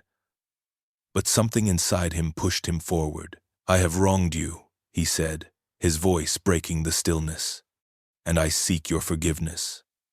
There was no grand gesture, no declaration of loyalty to their cause, just the simple, raw acknowledgement of his part in the violence that had fractured the community. The silence stretched, but in that moment, the centurion understood the power of forgiveness. It wasn't about erasing the past, it was about healing the wounds that had been left behind. The elders nodded, and though no words were exchanged, the weight on his shoulders lightened. The journey ahead was still long, but for the first time, he had begun to walk it. The invitation had come to him under the cover of night, a quiet summons from the small, tight-knit group that had formed in the shadows of Jerusalem. They had seen something in him, something that stirred a curiosity in them that could not be easily dismissed. The centurion had heard whispers of this secret band of followers, people who lived in silence, their faith marked not by the public displays of miracles, but by something deeper, something far more radical. It was said that they had seen the risen Christ, and in that seeing, they had been changed forever. He had to know more. The place where they met was no ordinary dwelling, but a hidden room beneath the stone foundations of the city, accessed by narrow, winding steps that led down into the cool darkness. The flicker of a single oil lamp illuminated the faces of the group, their expressions marked by a calm he could not quite understand. It was a serenity born not from ignorance or avoidance of the world's pain, but from a profound understanding of its deeper truths. One of them, an older man with deep-set eyes, motioned for the centurion to sit. He had been a soldier in his former life, but in this room, he felt nothing of the hardness of his past life. It was as if, in this moment, time itself had bent here, in the presence of these humble followers. The walls between his former world and the new world they spoke of seemed to dissolve. "You have seen the death of the man we call the Christ," the elder said quietly, his voice both soft and firm. "But what you saw was not the end. It was only the beginning." The centurion's brow furrowed. "I saw him die. I heard his words. What more could there be?" The elder smiled, though it was not a smile of amusement. Jesus' death was not a defeat. It was the fulfillment of a promise that through his death we are given life. Not just life on this earth, but eternal life. The centurion's heart pounded in his chest, and for a moment he thought his breath had caught in his throat. Eternal life. The words seemed absurd, too fantastical to be real, yet something in the elder's eyes made them seem so terribly close. "Yes," the elder continued, "through his sacrifice we are offered a redemption that transcends the boundaries of life and death. He bore our sins, but his death was not the end. It was the gateway. He conquered death, and in doing so, he opened the way for all who believe to be made new." A chill ran through the centurion as he remembered the way the sky had darkened at the moment of Jesus' death, the earth trembling beneath his feet.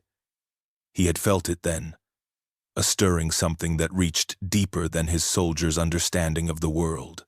It was as though the universe itself had responded to that death. "But he began, his voice faltering. "I was part of it. I helped bring about his death." The elder's eyes softened with understanding. "It is not what you have done, but what he has done for you. He came for the very ones who pierced his hands, the ones who turned their backs on him. His grace, his forgiveness, is offered to all, even to you." The weight of those words settled on him, heavy, but not unbearable.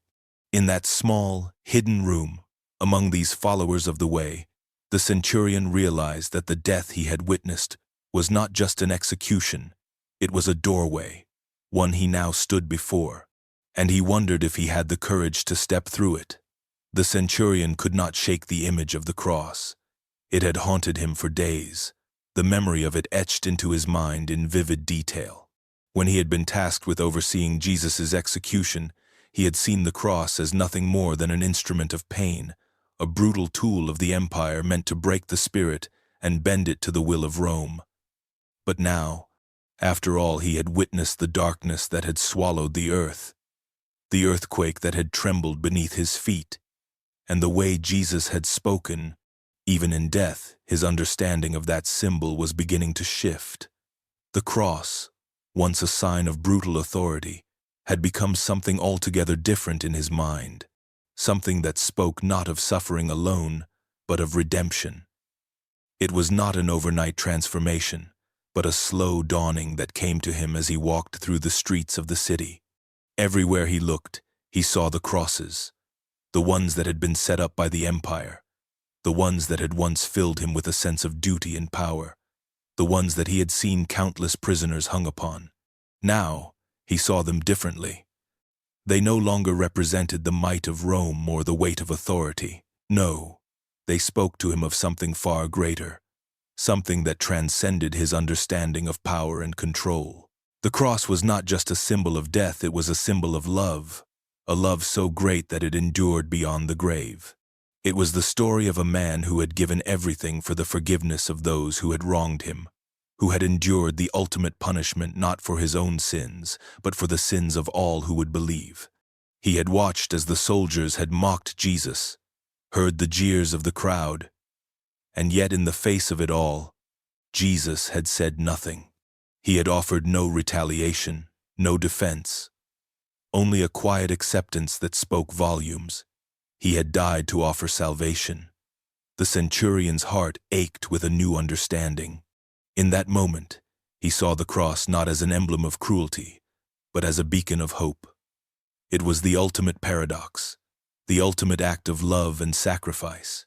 It was a symbol of a power that was not found in dominance or violence, but in humility and grace. His life, once ruled by the iron discipline of the Roman Empire, was now slowly being reshaped by a different kind of authority, one that did not demand fear, but inspired reverence.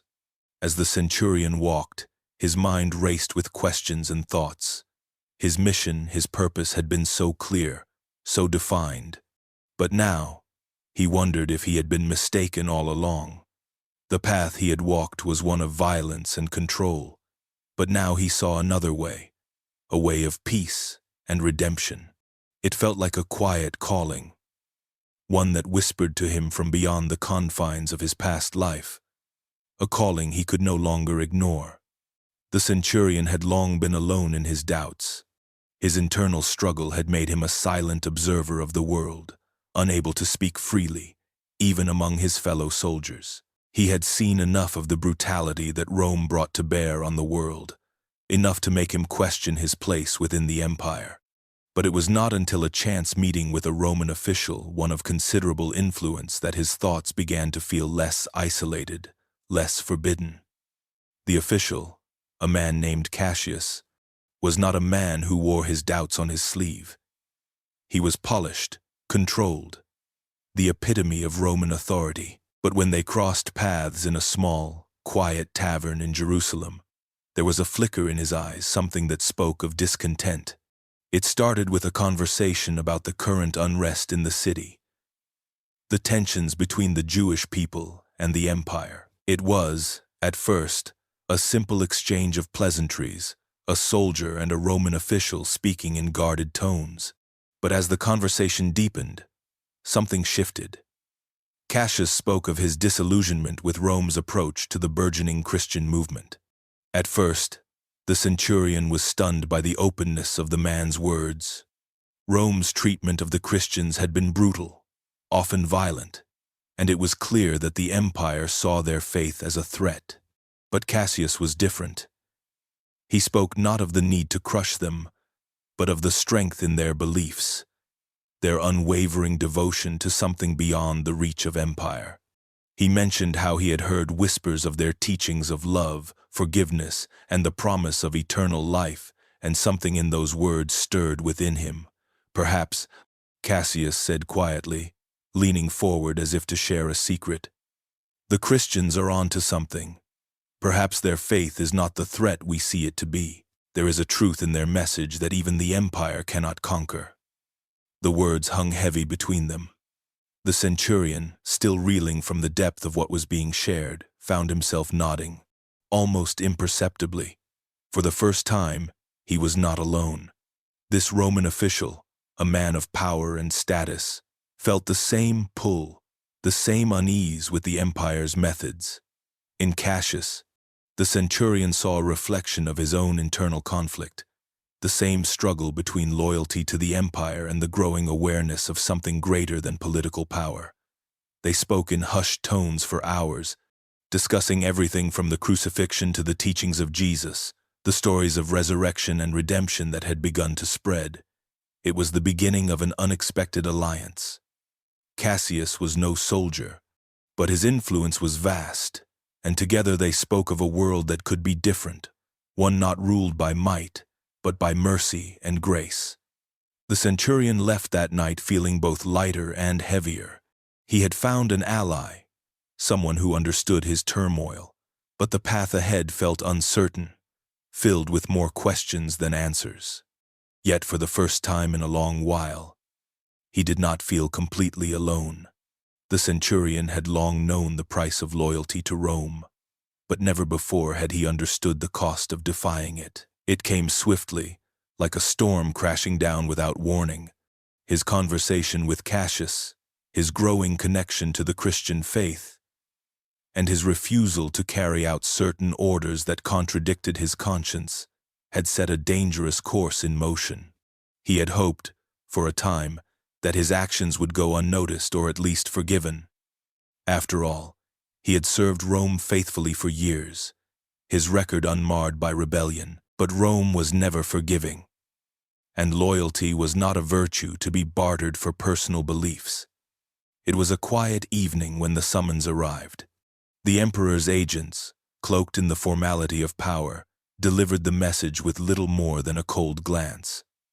The centurion was to report to his commanding officer immediately.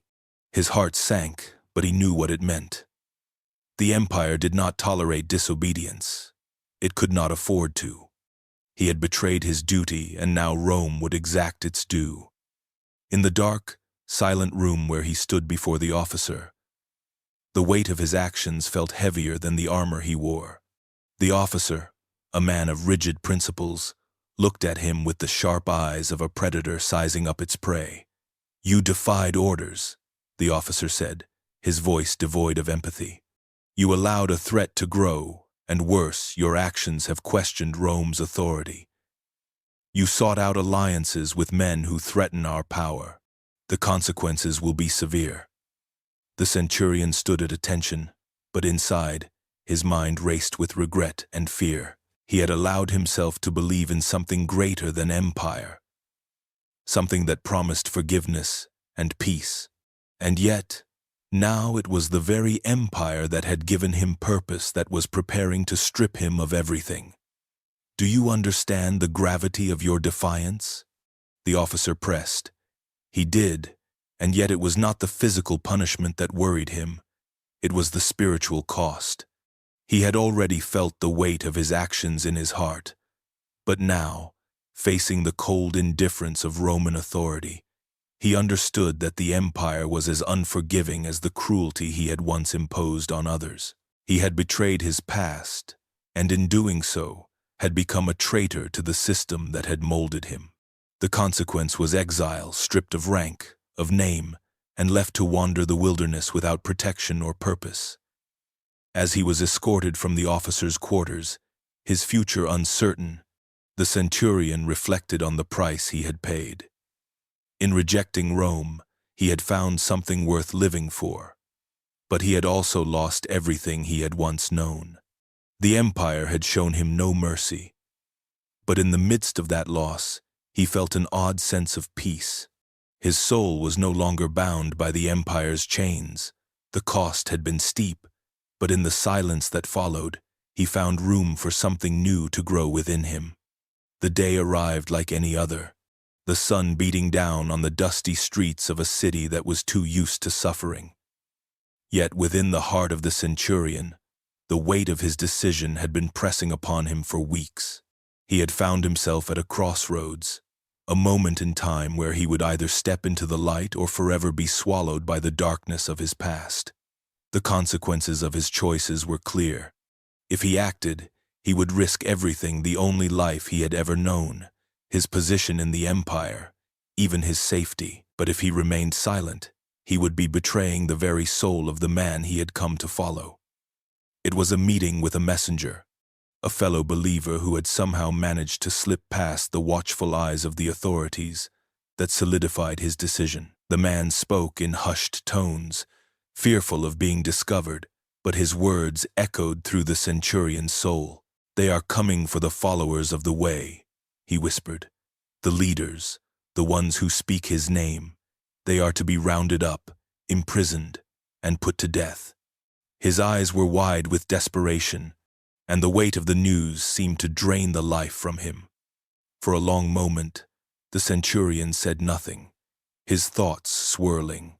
He had heard whispers of arrests before, of men being dragged away for their beliefs, never to return. But now, it was real. His mind flashed to the words of Jesus, the message of love, forgiveness, and redemption.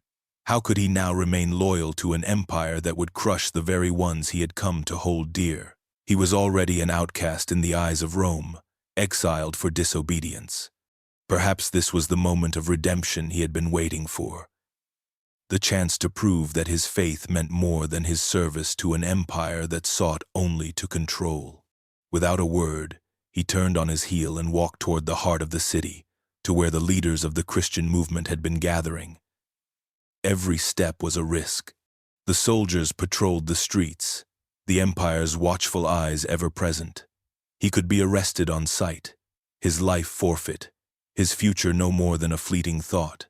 Yet, in his heart, there was only a quiet resolve.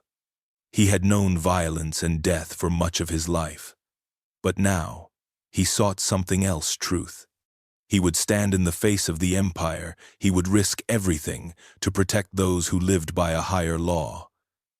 When he reached the house, he did not hesitate. The door opened to him as though it had been waiting for him all along. The men and women inside looked up in shock, but the centurion, with no pride or arrogance, only spoke the words that had been burning in his chest. "I will protect you," he said, his voice firm and steady.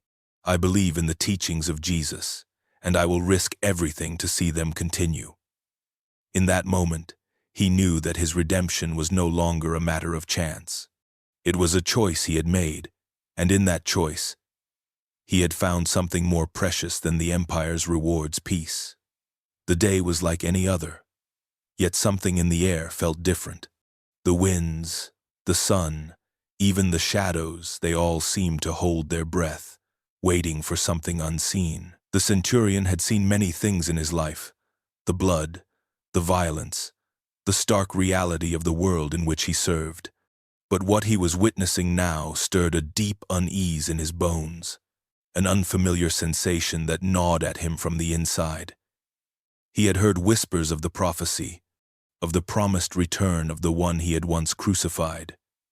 The disciples spoke of it in secret. The faithful clung to it like a beacon of hope in a world suffocated by darkness. But today, as he stood in the middle of the crowd, witnessing a gathering unlike any other, he felt it, the stirring of something far greater than the petty struggles of men, something cosmic. The sky, once a clear blue, was now rippling with the first hints of a storm. Dark clouds gathered overhead, but they did not feel like an ordinary storm. There was a tension in the air, a heaviness that made the heart beat faster. And then, as the crowd swelled, a figure emerged. It was not the Jesus he had known before, beaten, bloodied, and gasping for breath. No, this figure stood taller, surrounded by a light that did not belong to this world. The centurion watched in disbelief as the figure, luminous and unearthly, moved toward the crowd. The words of the prophecy echoed in his mind, "The one who was pierced will return." But he had never imagined it like this. Not like this. The figure spoke not with words of condemnation, but with the soft authority of one who had endured and overcome. His gaze swept over the crowd, and the centurion felt it a connection, an undeniable pull that made his heart race. A great hush fell over the people, and the centurion found himself standing in awe, as though in the presence of something beyond comprehension. The figure raised his hand, and the storm above began to calm. The clouds parted, revealing the sun in its full glory, casting a radiant light that illuminated the streets. The people fell to their knees, but the centurion stood frozen, unable to move, caught between disbelief and awe. In that moment, he understood. The prophecy had not just been about a return, but about a transformation, a rebirth of faith, of hope, of redemption. This was not the Jesus who had been crucified. This was the fulfillment of a promise that had once seemed impossible. And the centurion, once a soldier of Rome, now found himself standing at the precipice of something far greater than anything he had ever known. The light that surrounded the figure seemed to seep into his soul, filling the spaces of guilt and confusion with a new understanding. There was no more need for vengeance, no more need for fear. The truth he had been seeking was here, not in his own actions or the empire he had served, but in the promise of a new world, one where forgiveness, love, and redemption would reign supreme. The figure turned and began to ascend, disappearing into the heavens. The crowd remained, awestruck and silent, and in that silence, the centurion's heart was filled with peace, a peace that he had searched for all his life but had never found until now. The centurion had never imagined he would find himself in such a place, standing on the very ground where he had once executed men like Jesus. Yet here he was, in a dusty village he had once considered beneath his notice, sharing words that once seemed impossible to speak. The harsh steel of his past had softened, the bloodied uniform replaced by simple robes that now marked him not as a soldier, but as a messenger. He stood before a group of men, some of them former adversaries, their expressions skeptical but attentive. The message he spoke was not of war, of empire, or of the might of Rome. No, it was a message far more profound, far more powerful than anything he had ever known. It was the message of love, of forgiveness, of sacrifice, the message of the crucified man he had once condemned. "I once stood where you stand," he said, his voice steady yet filled with a quiet conviction. "I once thought strength came from the sword, from the might of our empire, from control, but I was wrong." The men before him, hardened by years of conflict and struggle, looked at him with doubt in their eyes. He could see their walls, their defenses. They had been taught to fear Roman authority, to respect the iron fist of the empire. But he had learned something they had not, something that no amount of violence could ever teach. "It is not in power that we find our true strength," he continued, the memory of the crucifixion fresh in his mind. "It is in love, in the willingness to lay down our lives for others, in the sacrifice of ourselves for a greater purpose. A man named Jesus showed me that. He, who was innocent, who was wronged by all, showed me what true strength is." The crowd shifted uneasily, but he held their gaze. He could see the weight of their past, the burdens they carried, but there was something else in their eyes now, something that echoed his own journey. It was the beginning of understanding, the first spark of recognition. "I killed him," the centurion whispered, his voice filled with guilt but also with a strange peace. "I drove the nails into his hands and feet. I stood by as his life slipped away. And I thought that was the end. But it wasn't. I was wrong. He gave his life not just for me, but for all of us, for the sinners, for the broken, for the lost.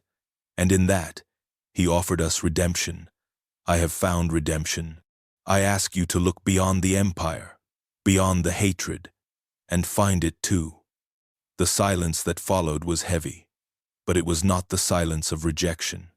It was the silence of contemplation, of seeds being planted in hearts hardened by years of fear and anger. The centurion knew that his words could not heal all wounds, but they could be a start. And perhaps, in time, the legacy of the crucified man would live on, not just in the history books or the whispers of the faithful, but in the hearts of those who had once been his enemies. And that, he knew, was a legacy worth leaving. The road stretched endlessly before him, an unforgiving ribbon of dust and stone winding its way through unfamiliar lands.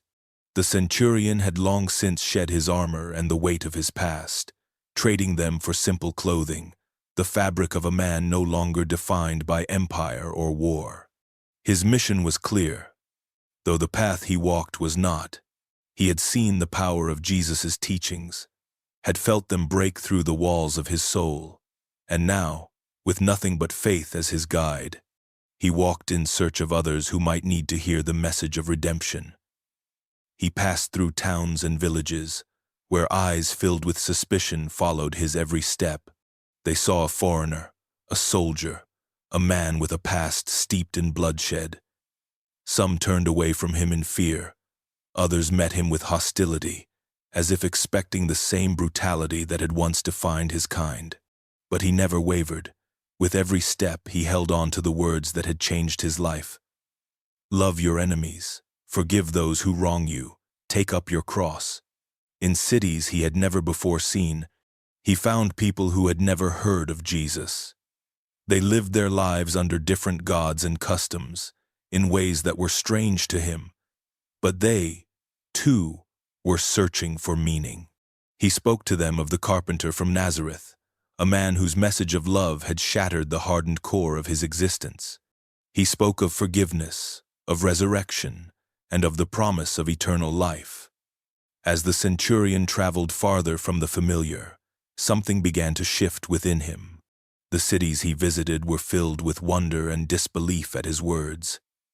But it was the quiet moments along the journey that truly transformed him.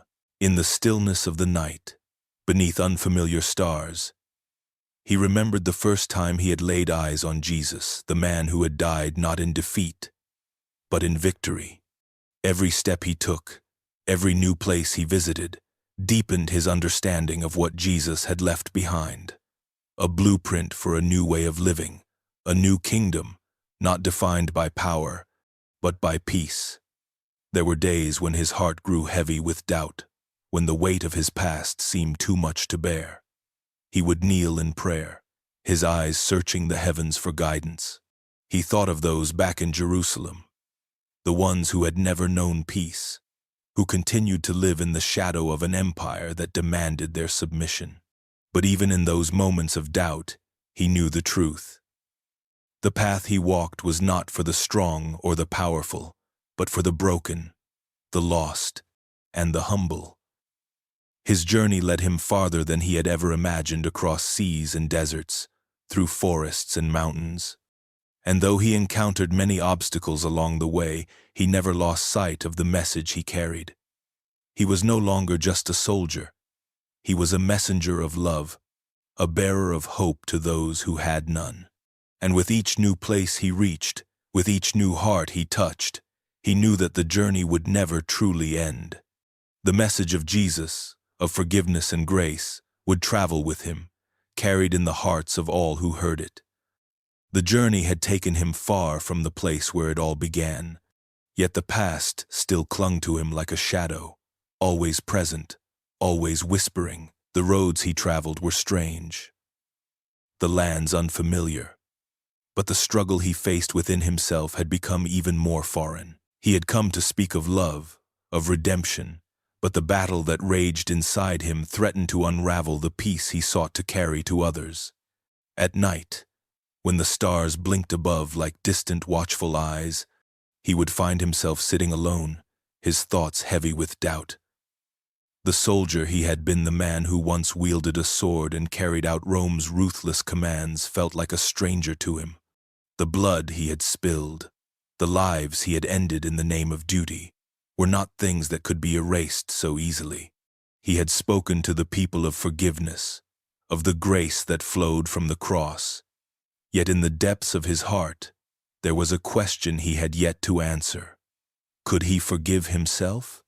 It was not the weight of his travels, nor the trials of others that tormented him. It was the memory of his own hands, the ones that had hammered nails into Jesus' flesh, the ones that had once carried out the most brutal of orders without a second thought. The past felt like a fire he couldn't extinguish, no matter how far he ran, no matter how much he tried to make amends. Every time he spoke of the cross, every time he shared the hope of resurrection, a part of him recoiled at the thought that his very hands had helped bring about that death. He had witnessed the darkness fall upon the world that day, the earth shaking beneath his feet, and he had stood there, commanding the soldiers as Jesus' life was taken. But now, in the quiet moments of solitude, those memories haunted him, gnawing at his resolve. Could the man who had participated in such violence ever truly be reborn? Could he ever shed the identity of the man who had carried out the orders, to embrace the teachings of the man he had helped kill? The question lingered, and yet something stirred within him. There were moments when he would look into the faces of those who had heard his words, and in their eyes, he saw a flicker of hope, a reflection of the very light he had once feared. In those moments, he believed that perhaps, just perhaps, there was a way forward, that the love Jesus had shown, the grace he had preached, could be for him, too. He had given everything in service to Rome, but now he had to decide if he could give everything to this new life, to this new identity. It was not an easy path, and the scars of his past were not easily forgotten. But in his heart, he began to feel the stirrings of something new, a small seed of faith that might one day grow into something stronger than the soldier he had once been. The small room was dimly lit by the flickering glow of oil lamps. Around a humble wooden table sat men and women, their faces tired but hopeful, each of them carrying their own burdens of past sins, past wrongs, yet bound by something new. It was a gathering like none he had ever experienced before. The centurion, once a man of authority, of violence, now found himself in a place where love, not power, governed. He looked around at the faces of the Christians sitting with him, each one transformed by the teachings they had followed, by the message of love and forgiveness that had gripped their hearts. They passed the bread, broken as Jesus had once broken it, and the centurion's hands trembled slightly as he took a piece. The weight of that simple act hung on him. This bread, shared by so many before him, tied him to a history far greater than anything he had ever known. He had stood at the foot of the cross, and now, in this room, he sat with those who had found redemption through the same man who had been crucified. The wine, dark and rich, was poured into small clay cups, and as he lifted it to his lips, the taste was not just of fermented grapes. It was of sacrifice, of new life, of everything he had lost and everything he had found. His throat tightened as memories flooded him of the cross, of the moment when Jesus had breathed his last, and the declaration that had followed, "It is finished." For so long, that moment had been a symbol of his failure. But now, as he sat with his fellow believers, that same moment began to feel like a beginning. "Do this in remembrance of me," one of the women at the table whispered, her voice soft but firm. Her words were not a command but a reminder that what they had shared, the bread, the wine, the fellowship, was something sacred, something that bound them to a truth that had outlasted the crucifixion, outlasted the empire, outlasted the very earth beneath their feet. The centurion felt the weight of the moment. He had been a man of blood and iron, of battle and conquest. But here, in the company of these Christians, he found himself unarmed, vulnerable, and at peace. The world outside had not changed. Rome still ruled, and the shadows of his past still followed him. But in this moment, he realized that perhaps, just perhaps, he had found a place to belong. As they sang softly, their voices rising in quiet harmony, he closed his eyes, allowing the sound to fill his soul. It was a sound he had never heard in the barracks, nor on the battlefield. This was a song of peace, a song of redemption. For the first time in his life, he felt like he was part of something that would last beyond the fleeting empires of men, something that would transcend even death itself. And as he joined in, his voice rough but steady, he realized that this was the communion he had always been searching for, a communion not with power, but with truth. The centurion had been traveling for days, his heart filled with both hope and unease. As he sought out the Christian community in a distant town, he had come to share his story, to show his transformation, to offer what he had now come to understand as redemption. But the moment he walked into the gathering place, the warm atmosphere that had once embraced him seemed to shift. It started with a glance, one filled with suspicion. Then came the whispers. He could hear them just under the murmur of the others, questions about who he was, about what he had done. His heart began to beat faster, the familiar walls of defense rising within him. His past was undeniable, etched into his very being. He had been there, at the foot of the cross, the one who had given the order for the nails to be driven in, the one who had overseen the final moments of Jesus' life. As he approached the group, a woman stood up, her eyes sharp with distrust. "You were one of them," she said, her voice filled with accusation. "You stood there. You held the spear. How can we trust you? How can you say you have changed when you participated in the death of our Lord?" Her words struck him like a physical blow. It wasn't the first time he had been reminded of his role in Jesus' death, but it was the first time he had felt it so harshly from within the very community he sought to be a part of. The others around him shifted uncomfortably, some avoiding his gaze, others staring at him with silent judgment. The centurion tried to speak, but his words faltered. He began, but the weight of his actions and their consequences pressed down upon him, leaving him unable to find the right words. His sincerity, which he had felt so strongly in his heart, seemed to dissipate in the face of their doubt. One of the older men stood up, his expression a mix of pity and disdain. "It is not enough to simply say you are sorry. You were part of the great injustice. Your past cannot be erased, no matter how much you believe you have changed. How can we accept someone who has spilled innocent blood into our community?" The words stung more than he expected, as though they had peeled away the thin layer of hope he had clung to. He had believed that redemption was possible, that no sin was too great to be forgiven. But now, in this moment, he saw the truth in their eyes that could not forget who he was, who he had been. He stood there in silence, the weight of his past bearing down on him, uncertain if he could ever be fully accepted. What if they were right? What if his actions, his role in that final moment, could never truly be forgiven?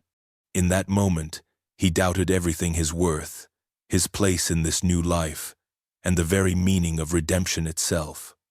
The centurion stood at the edge of the town, the weight of the decision pressing down on him like a heavy cloak.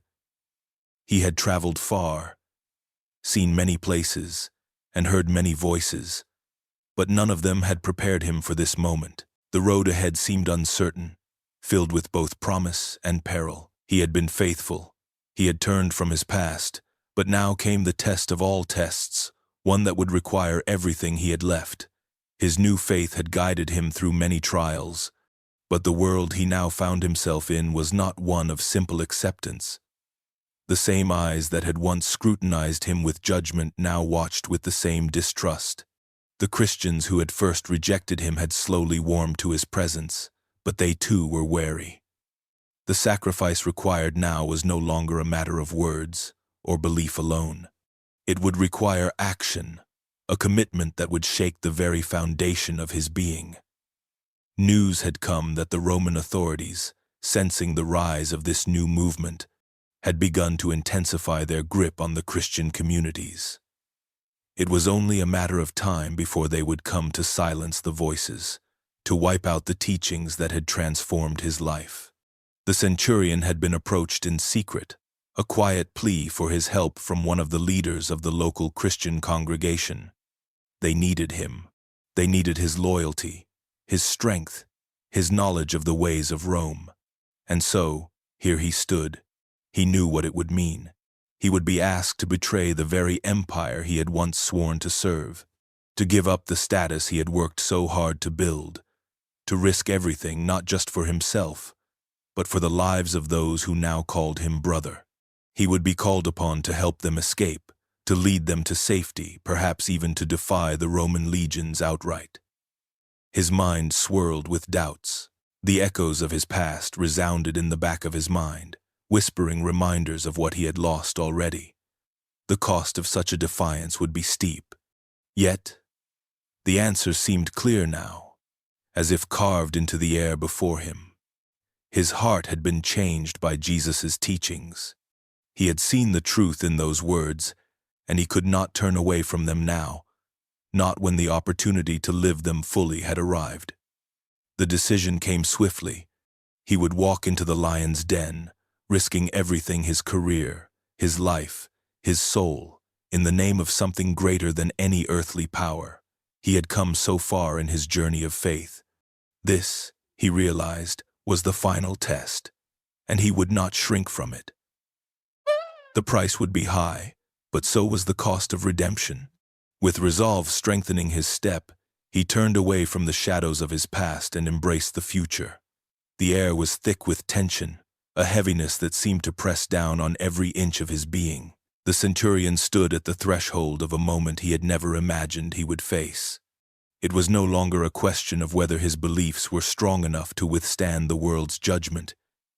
It was about whether he could fully embody those beliefs, as Jesus had done. The weight of the cross had never seemed more real than in this instant, when the inevitable approach of his own sacrifice loomed before him. The Romans had made their decision, just as they had with countless others before him. His association with the Christians, his refusal to abandon them, had placed him in their crosshairs. He had been marked, not as a man who followed orders, but as a traitor. The punishment was clear: martyrdom. The same death that had been meted out to Jesus, the same brutal execution he had once overseen with indifference, was now the fate that awaited him. He stood, however, not with fear, but with an unshakable calm. The journey of his heart had taken him to a place where death was no longer the enemy. The moments he had spent in the company of Christians, the deep conversations about love and sacrifice, had reshaped his understanding of life itself. Jesus had shown him that to die for a greater purpose was not a loss, but a final offering. What was the life of a soldier? A life built on violence and obedience, compared to the chance to live as a true follower of Christ.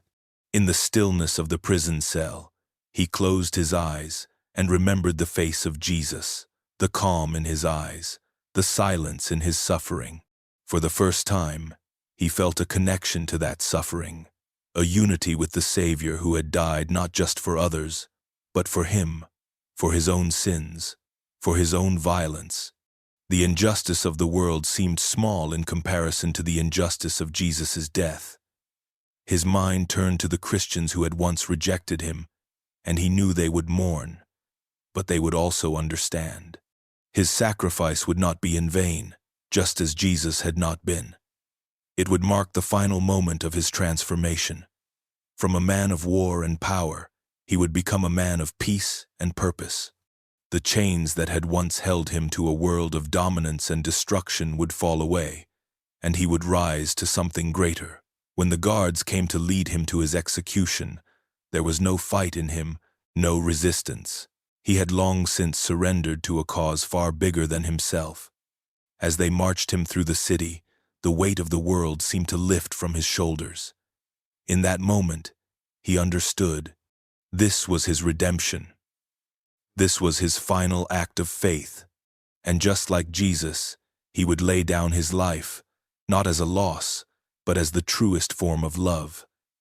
The pain was overwhelming, but it was nothing compared to the peace that washed over him in those final moments. The centurion, bound and broken, could feel the weight of his actions, of his choice, settled deep within his bones. The crucifixion was not unfamiliar to him. He had witnessed countless men endure the same fate. Yet, as the nails pierced his flesh, a strange calmness filled him.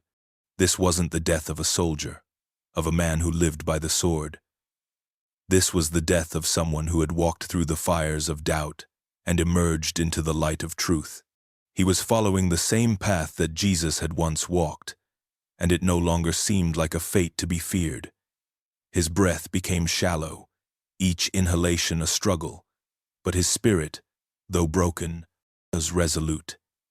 In those quiet moments between breaths, he thought of Jesus, the silence of the Savior as he hung there, the way he had spoken of forgiveness even as the world tore at him. Now, the centurion could almost hear his voice again, calling not just for forgiveness of the men who had condemned him, but for all of humanity to find redemption through sacrifice.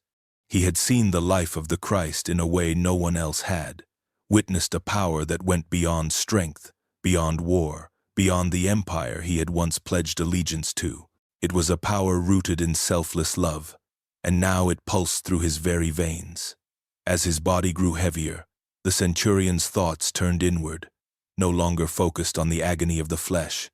He could see his life before him, a life of violence, of duty, of blind obedience. And yet, it was in this very death, this final act of faith, that he found the true purpose he had been seeking all along. The man who had once ordered the crucifixion of others now became one with the crucified, sharing in the ultimate sacrifice. His vision blurred, and he felt the last of his strength slip away. The soldiers around him barely noticed. They were focused on their orders, as they had always been. But the centurion knew this death was different. It was not just an end, but a beginning. He had given up everything, even his own life, to honor the sacrifice that had started it all. His death would echo Jesus' own, a reflection of the love and grace that the Savior had shown to the world. And in the silence that followed, as the world seemed to pause in reverence, the centurion knew he had completed his journey. He had become part of something far greater than himself, his final act forever entwined with the story of salvation. In his death, he had found the true meaning of life. The darkness enveloped him. But it wasn't the cold, empty void he had always feared. Instead, it was a profound stillness, the kind that spoke not of death, but of eternity. As the world he had once known slipped away, his consciousness expanded, stretching beyond the boundaries of his mortal existence. There was no longer pain, no fear, no remorse, only clarity, as if he were shedding the layers of his past, the burden of his old life falling away like dust in the wind. He could feel his spirit rising, as though drawn by an unseen force. In that space between life and death, he glimpsed the world through a new lens, one that offered understanding in its purest form. The universe, which had once seemed chaotic and indifferent, now revealed itself as a tapestry woven with purpose. Every thread, every moment, every life was part of a divine design, one that he had only begun to comprehend during his final moments on earth. The questions he had carried throughout his life about duty, faith, and sacrifice suddenly found their answers in the vastness of the cosmos. He saw the face of Jesus, but not as he had witnessed on the cross. This vision was one of peace, of profound love. The Savior stood before him not as a man who had suffered, but as the eternal embodiment of grace and compassion. In this moment, the centurion understood that Jesus' death was not the end, but the beginning. The sacrifice he had made was not just for humanity, but for the very essence of life itself. He had given his life so that all might awaken, might transcend the limitations of the flesh, and glimpse the truth of existence beyond the material world. In this newfound understanding, the centurion realized the power of forgiveness, not just of others, but of oneself. The weight of his past, of the soldier he had been, dissolved in an instant. No longer did the echoes of guilt and doubt hold him prisoner. He had been forgiven by the one who had offered the ultimate forgiveness, and in that gift, he was free. He understood now that this was the true meaning of redemption, not a release from punishment, but an elevation of the spirit, a return to the divine. As his spirit ascended, he felt a profound connection to all that had ever been his comrades, the people he had wronged, the world he had fought to control. It was as if every life, every act, had been part of a grand and holy rhythm, and now he was a part of it too. He was not lost, not forgotten. He was home. The centurion's awakening was not just a personal transformation. It was a revelation of the divine presence that had always surrounded him, even in the darkest corners of his life.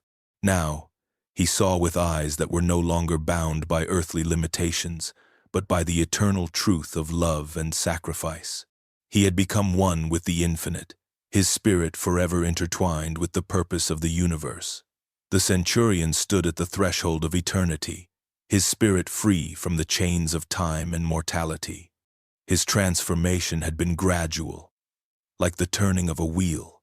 But now, as he lingered in this space between worlds, he understood his new purpose. No longer a soldier of Rome, no longer bound by the orders of men, he was something else entirely. He had become a witness, an eternal observer of the unfolding story of humanity. He saw the world with a clarity he had never known in his earthly life. The struggles of men and women, their conflicts and triumphs, their moments of joy and sorrow, all unfolded before him like the pages of an ancient book. He was no longer a participant in the battle of life, but its eternal observer, the one who watched, who understood, and who guided from the shadows. He had seen the depths of human suffering and the heights of divine grace. And now, his role was not to intervene directly, but to offer guidance to those who sought it. The world he had once known, with its power struggles and violence, was no longer the world he observed. His eyes, now open to the greater truth of existence, saw past the surface, past the wars and hatred, past the injustices and betrayals. What remained before him was a world teeming with possibility, a world where each soul was capable of redemption, of awakening to a greater understanding. He watched as the seeds of faith, once scattered and fragile, began to take root, spreading across lands and hearts, sprouting new hope in unexpected places. In the quiet of eternity, he heard the whispers of those seeking truth. They came to him, not in words, but in thought, in the depth of their hearts. Some were lost, groping in the dark, desperate for a sign, while others had already found the light but needed guidance on their path. His presence, though subtle, was a comfort to them. He did not speak with authority, but with the quiet assurance of one who had lived through the very struggles they now faced. He had once been a man of violence, of duty, of unquestioning obedience. But now, he was a man of understanding, a silent guide for those who sought to know the truth that he had once stumbled upon in his own despair. As the eternal watcher, he did not judge, he simply observed. His mission was not to force others into belief or righteousness, but to witness their journey, to offer silent counsel to those who sought it. The world turned, and he watched, always present, always understanding. His past had shaped him, but it was his rebirth, his awakening, that had given him the ability to truly see. In this endless vigil, the centurion found peace. He had once fought for a world that was blind to the divine. Now, he stood as a silent sentinel, waiting for those who sought the light, ready to guide them as he had once been guided. His story, like all stories, was still unfolding, an eternal part of the greater narrative of love, sacrifice, and redemption.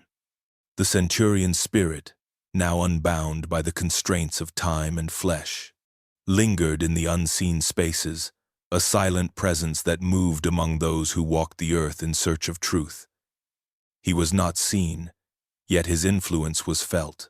He had become a whisper on the wind, a fleeting thought in the hearts of the seekers, guiding them when they needed it most. His journey, it seemed, was far from over.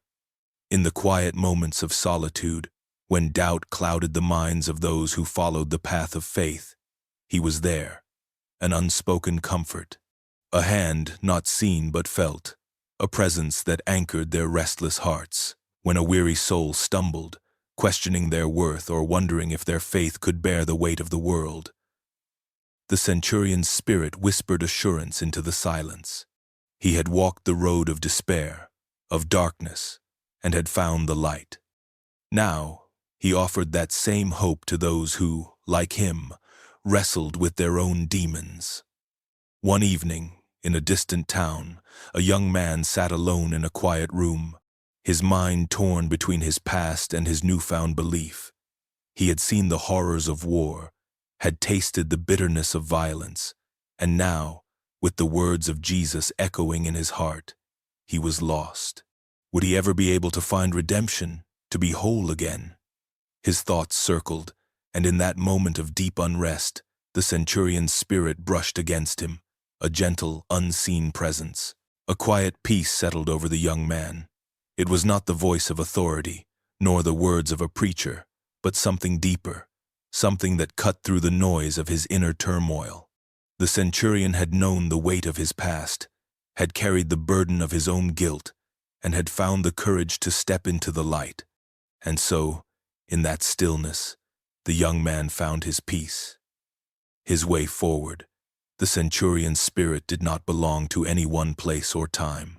He moved with the rhythms of the world, crossing boundaries, touching lives in moments of despair or confusion. He was a guide, not through visible signs or physical manifestations, but through the quiet wisdom that emanated from his own journey.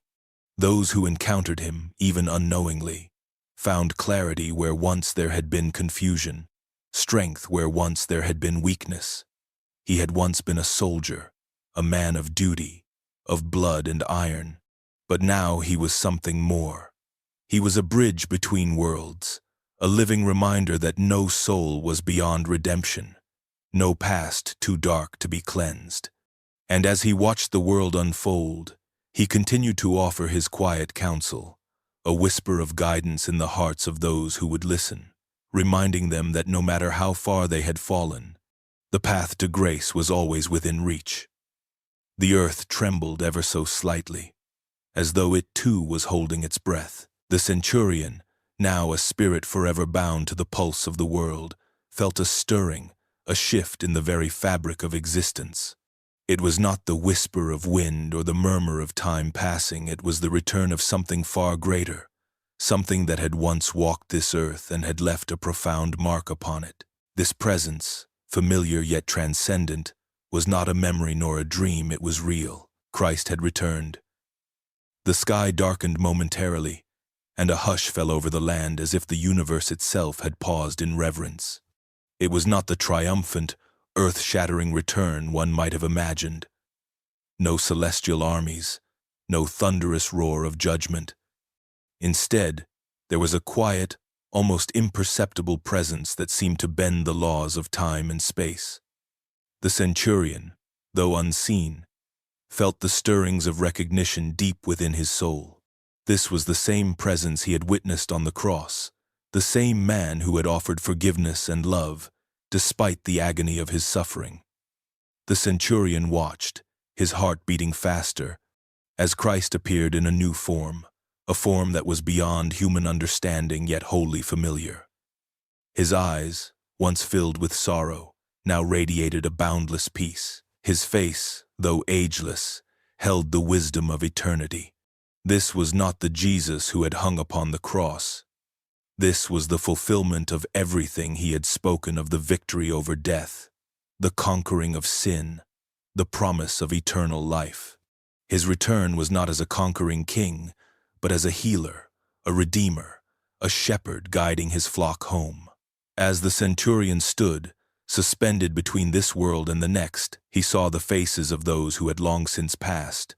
Their eyes were filled with wonder as they looked upon Christ, for they knew that what they had witnessed in him was not mere history, it was the cornerstone of a new reality.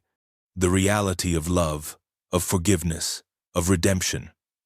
The world had changed the moment he died, but now it was being reborn in a way that no one had yet fully grasped. The centurion, with all the weight of his past upon him, finally understood the true significance of his journey. He had been a part of a greater plan, one that transcended his sins and failures.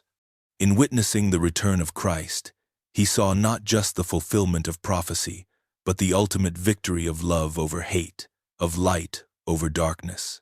It was a quiet, sacred moment, one that resonated with every soul, from the highest heaven to the deepest depths of the earth. And in that moment, the centurion, once a man of violence and doubt, was filled with an unshakable peace, knowing that the victory Christ had promised was now complete. The world had shifted in subtle ways, undetectable to most, yet felt deeply by those attuned to its undercurrents. The centurion, though no longer of flesh, found himself drawn into an unseen battle, a spiritual war, raging silently but fiercely. It was a conflict not of armies or nations, but of faith, truth, and the very soul of humanity. He had never imagined that his journey would lead him here, standing at the threshold of something far more profound than he had ever comprehended during his days of sword and shield. There were forces at work, ancient and powerful, that sought to disrupt the work Christ had set in motion, to distort the truth and draw the faithful into darkness. These forces did not march in visible armies. They crept into hearts, whispered into minds, and sowed seeds of doubt, fear, and division. The centurion had felt them in the very air around him, lurking in the spaces between thoughts, always just beyond the reach of the physical world. He had not yet understood his role, not truly. But as he had watched the growth of the Christian movement, he began to see the patterns of opposition, resistance, and subtle destruction. It was not a battle fought with swords, but with faith. The centurion's heart was now bound to that faith, and it was his duty to protect it in ways that went beyond what he had ever known. In the quiet moments between the worlds, where time folded upon itself, he found himself standing beside those who were faithful, those who carried Christ's message of love, sacrifice, and redemption. The struggle was not one of violence, but one of endurance, of keeping the flame of truth alive in the face of overwhelming odds. There were others who fought beside him, unseen, as they defended the hearts and minds of those who would be swayed by temptation, falsehood, or fear. Together, they became a silent army, their weapons not of flesh but of spirit, their armor not of iron but of unyielding conviction. The centurion had never fought in such a battle. There was no march to victory, no trumpets or fanfare. It was a fight to ensure the preservation of the truth, to shield the fledgling faith from those who sought to crush it. Though the centurion had once been a man of duty and authority, now he was a guardian of something far more precious. He was drawn into this conflict not by force, but by the irrevocable change that had taken place within him. The deep knowledge that what Christ had done on the cross was the final, unshakable foundation upon which the world was meant to stand. He had a part to play in ensuring that foundation remained unbroken, and so, in the quiet of the unseen battle, where forces clashed without sword or shield, the centurion stood firm, offering protection where he could, knowing that the true victory would come not through the might of man, but through the faith and love of those who had been changed by the Christ he had once condemned. The centurion's time in the world had drawn to its close, but his spirit, now one with the eternal, knew that his final words would carry weight far beyond the fleeting moments of his earthly life. His body had long since been dust, but the journey of transformation he had endured was far from over. In the quiet solitude of his soul, he realized that the words he spoke now would not only give voice to his past, but would offer wisdom for generations yet to come. His heart, once hardened by duty and fear, had softened with understanding. And with that understanding came a profound sense of peace. In the darkness of his final moments, when the pain of the world had been stripped from him, he found clarity. The last testament he would leave behind was not a tale of regret or of the brutality he had once known. Instead, it was a reflection of the journey from condemnation to redemption, from violence to peace. The message was simple, yet bound with the weight of truth. Love, sacrifice, and forgiveness were the very fabric of life. His story had been woven into the great tapestry of Christ's sacrifice. But now, in his final testament, it was clear. Redemption was not just for the righteous, but for all who turned, truly and with humility, toward the light. His words, now etched in sacred texts, spoke of the Christ whom he had once mocked, the man who had changed everything. His voice, though silenced by time, echoed in the hearts of those who would read it. He spoke of faith, the kind that did not falter in the face of persecution, the kind that loved without condition. He spoke of forgiveness, the kind that transcended the deepest sins, the kind that freed both the forgiven and the forgiver. His last testament was not an account of his own righteousness, but of his deep and abiding gratitude for the grace that had been extended to him. A man who had once stood at the foot of the cross, condemned by his own hand. He spoke of the love that had changed him, the love that was poured out not just for the world, but for him personally. In those final words, he shared with humanity that the path to redemption was not an easy one, but it was a path that could be walked by anyone, no matter their past. It was a message of hope, a message that resided in the simple truth that Jesus had died for all those who had stood with him, and those who had stood against him. And with that truth, the centurion knew that his journey had been worth every step. The last testament of the soldier who had crucified Christ would be shared for generations, not as a story of condemnation, but as a message of mercy, love, and transformation, an eternal reminder that no soul was ever beyond redemption. The world had been forever changed, its scars slowly healing under the weight of divine grace. The crucifixion, the death, the resurrection, these events had rippled through history, and now the world, though still bearing the marks of its past, was beginning again. It was a new dawn, a new hope, and for the first time in centuries, the earth felt as though it could breathe again. The darkness that had clouded the hearts of men began to lift, and the light of the gospel spread like a cleansing fire, reaching into places that once seemed too lost to touch. In the midst of this transformation, the centurion's legacy endured, not in the monuments of war or the accolades of empire, but in the lives that had been changed through the teachings of the one he had once condemned. He had been the instrument of destruction, but through the miracle of redemption, he had become an unexpected messenger. His words, his actions, though forgotten by many, had sown seeds that would grow into something more beautiful than he could have ever imagined. The love and sacrifice of Jesus had planted a seed in his heart, and now that seed bore fruit in ways he never expected.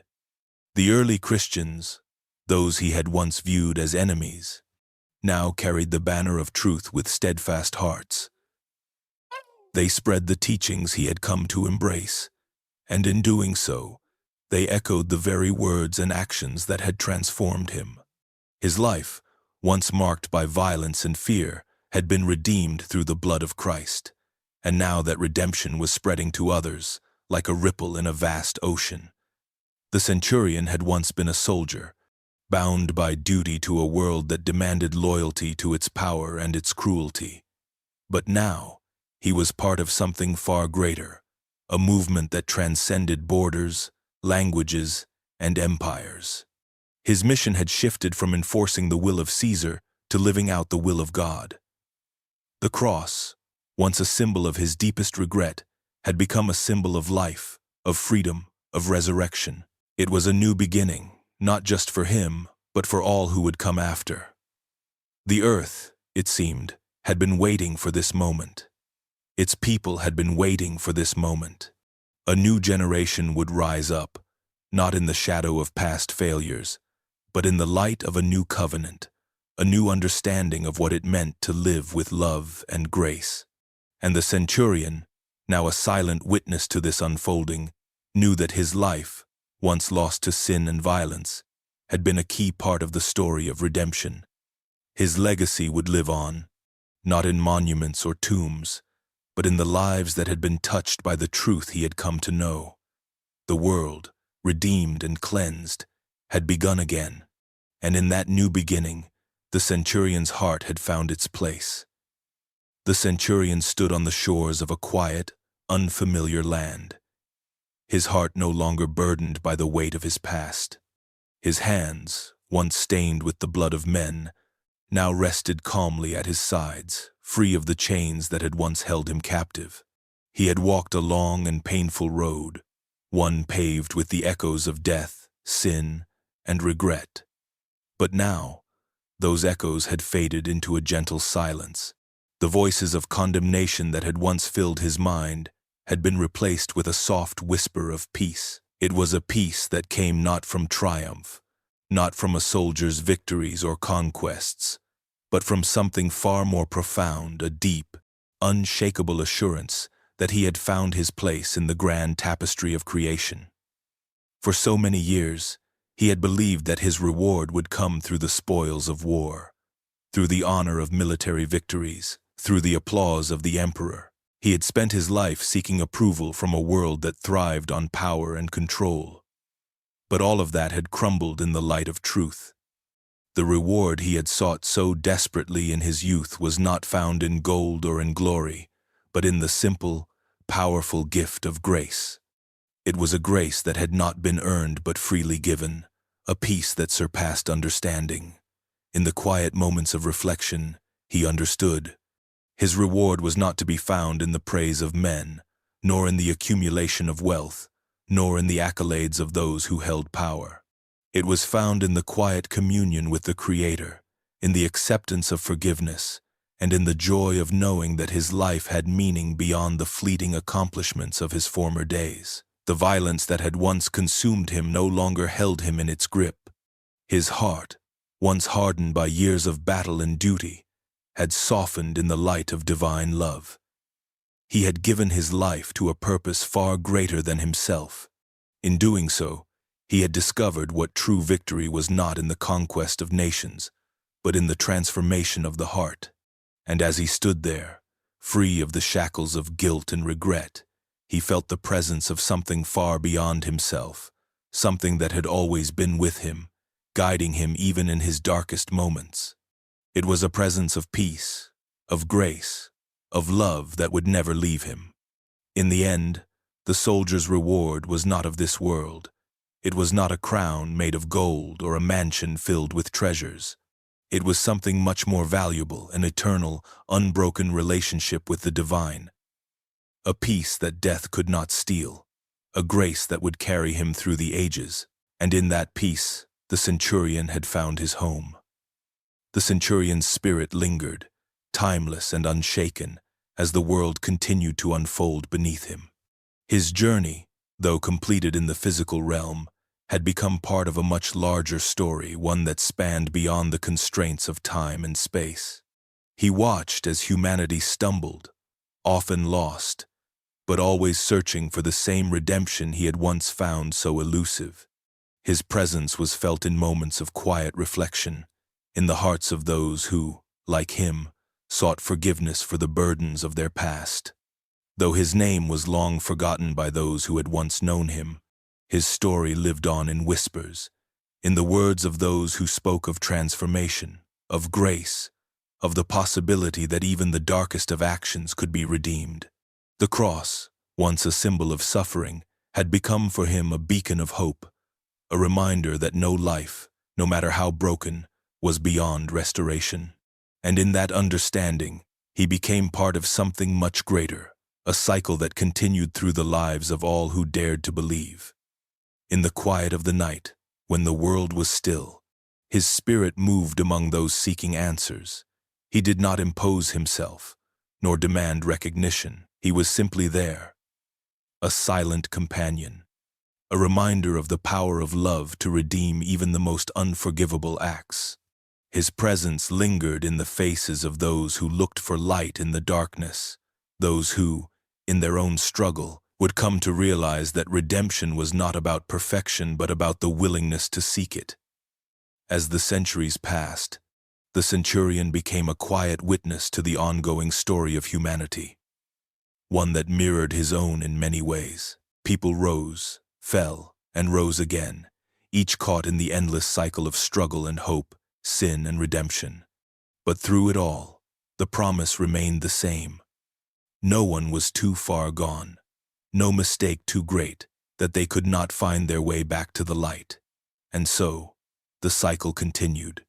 The centurion, now part of the very fabric of the divine, watched as humanity moved forward, always with the hope that they would learn, grow, and ultimately find their way home. Each step, no matter how small, was a reminder that the story was not yet over. It was a story of grace, of love, and of the unyielding truth that redemption was always within reach, waiting for anyone who sought it. Through him, through his journey, the world had been forever changed. His spirit, now eternal, continued to stand as a reminder that no act, no matter how dark, could ever fall beyond the reach of redemption.